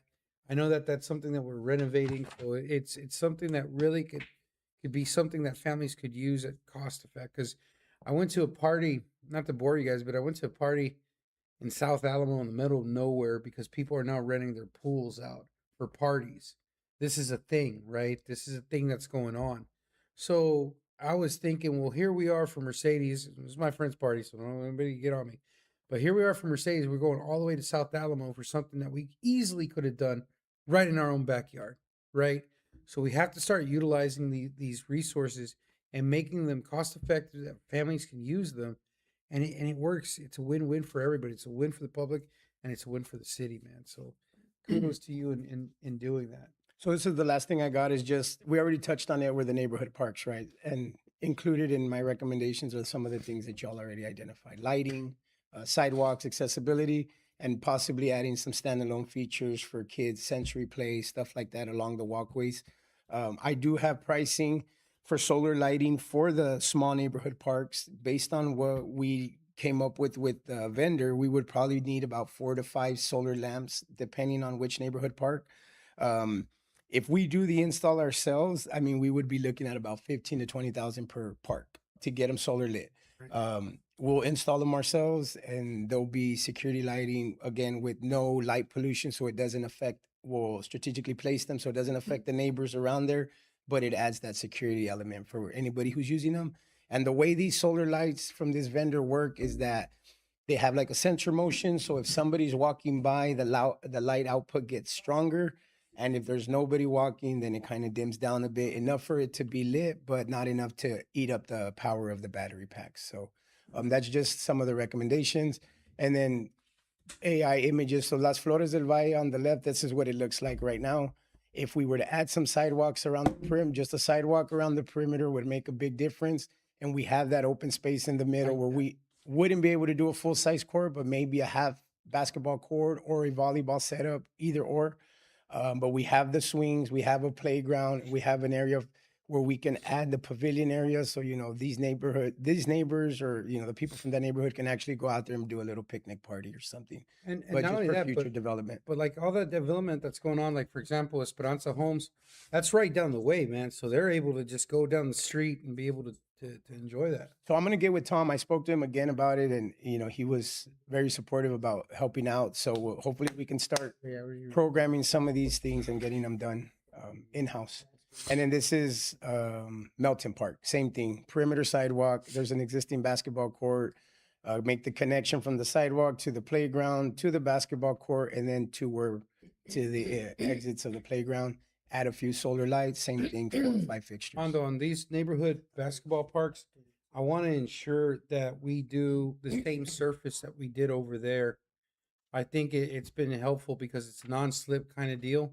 Oh, for the So basketball. yeah. Yes, sir. Yeah, for sure. So the other thing is, going back to your question about the playgrounds, I had it in here and I don't think I touched on it, but I do have a cost to redo the existing playgrounds that we have from mulch to turf or to pour in place. If we do turf, we're looking at 18,000 per playground. If we do pour in place the rubberish, we're looking at about 20 to 22. Yeah, but I mean, the rubberish is going to last a little bit longer than the mulch. The mulch we have to consistently And the take turf them is out. like artificial grass would be 18. It would be a little cheaper than the pour in Oh, place. Yeah, And for sure. the only thing, I mean, the upside about that is that we're going to be spending about $2,000 to $3,000 on mulch every year for those little parks. So when you think Sounds about it, good. 5 years, they're going to pay themselves Yep. off. Yeah. Y'all have any questions for me? No, Happy to take I think the questions have been pretty good, but I'm going to reiterate this. I want you, Mondo, Albert, and myself, and anybody want to join. But I think we need to get with our grant writers. I think we need to look at what's available out there. I think we need to get aggressive with our grants. And I mean, we have them here. Let's utilize them. Let's start Take pushing. advantage. Yeah. I mean, let's take advantage, because if there's money out there that we can pursue that can help us with this, with a lot of the stuff that we want to do, then let's go for it. Like, for example, we're talking about the land acquisition deal that's available. Okay. Well, like I said, if that land is available behind Sonic and that can help them, let's do it. We have to start getting more aggressive with our parks. It has to be the thing, man, because nowadays a lot of parents are looking for alternatives, trying to get their kids off electronics. We need to invest in our parks, bike trails, all this stuff. I agree with the mayor 1,000%. We can't do any of it if we don't have parking, we don't have lighting. So that's where I think we got to start. But for sure, I'd like for you, me, Albert, and I want to reach out to our grant writers, bring them in and say, look, what's out there? Let's go after it so that we can come back and report to the commission. Hey, this is available. This is what we're doing. And we can start utilizing, that aspect of it. I just want to make a commitment statement more than anything. I think I love all of it. I think it's a great idea. I want to make sure that you going into this that you have what you need at budget time for maintaining these things, appreciating them. Roads, drainage, parks. Those things stick out all the time. You got a pothole, everybody knows about it. Your park looks like crap, everybody knows about it, right? Drainage, it rains, here we go.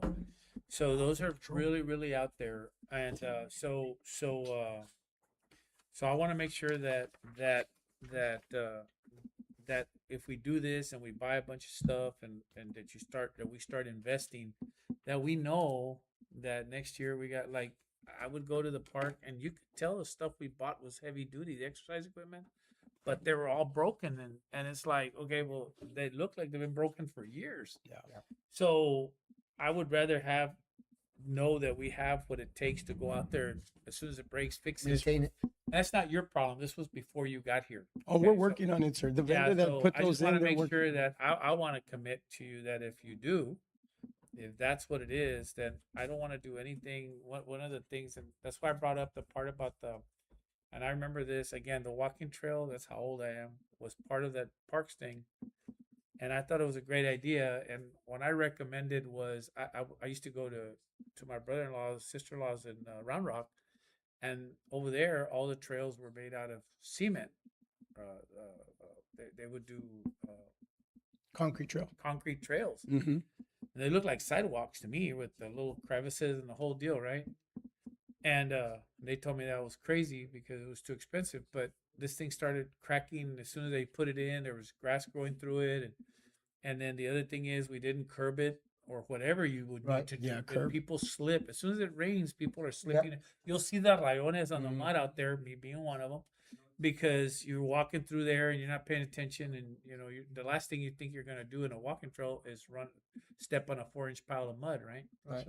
So those are the things that I think it's not your problem, it's ours. Because if you come to us and we're telling you get aggressive like the commissioner is and me and Mondo, we're like, yeah, we need to do it, and then come budget time, well, we're not gonna give you for that though, then it's not. So All we for need to nothing. make sure that the bites that we're taking, that we can chew them. Yes, sir. You know what I agree. mean? So Yeah, because with added amenities comes added maintenance, sir. Yeah. right, man. We can't if you can't afford big tires, you can't buy a big 4x4 truck and put a lift kit on it. It's that you can afford that, but when you time to replace all the tires, Una por una. Yeah, who does? yeah, right, different size, whatever you can get on eBay, right? Yeah. So anyway, man, fantastic presentation, man. Thank Appreciate you, it. sir. I appreciate Get it. him on eBay. Yeah, man. Thank you. That's hilarious. All right, man. Anybody else? No, All sir. right, do I have a motion to adjourn? Motion to adjourn, Mayor. Commissioner Garcia, all in favor, aye? Aye. Aye, those opposed, same sign, motion carries. We're adjourned. It is Go Tigers. 9:34 p.m.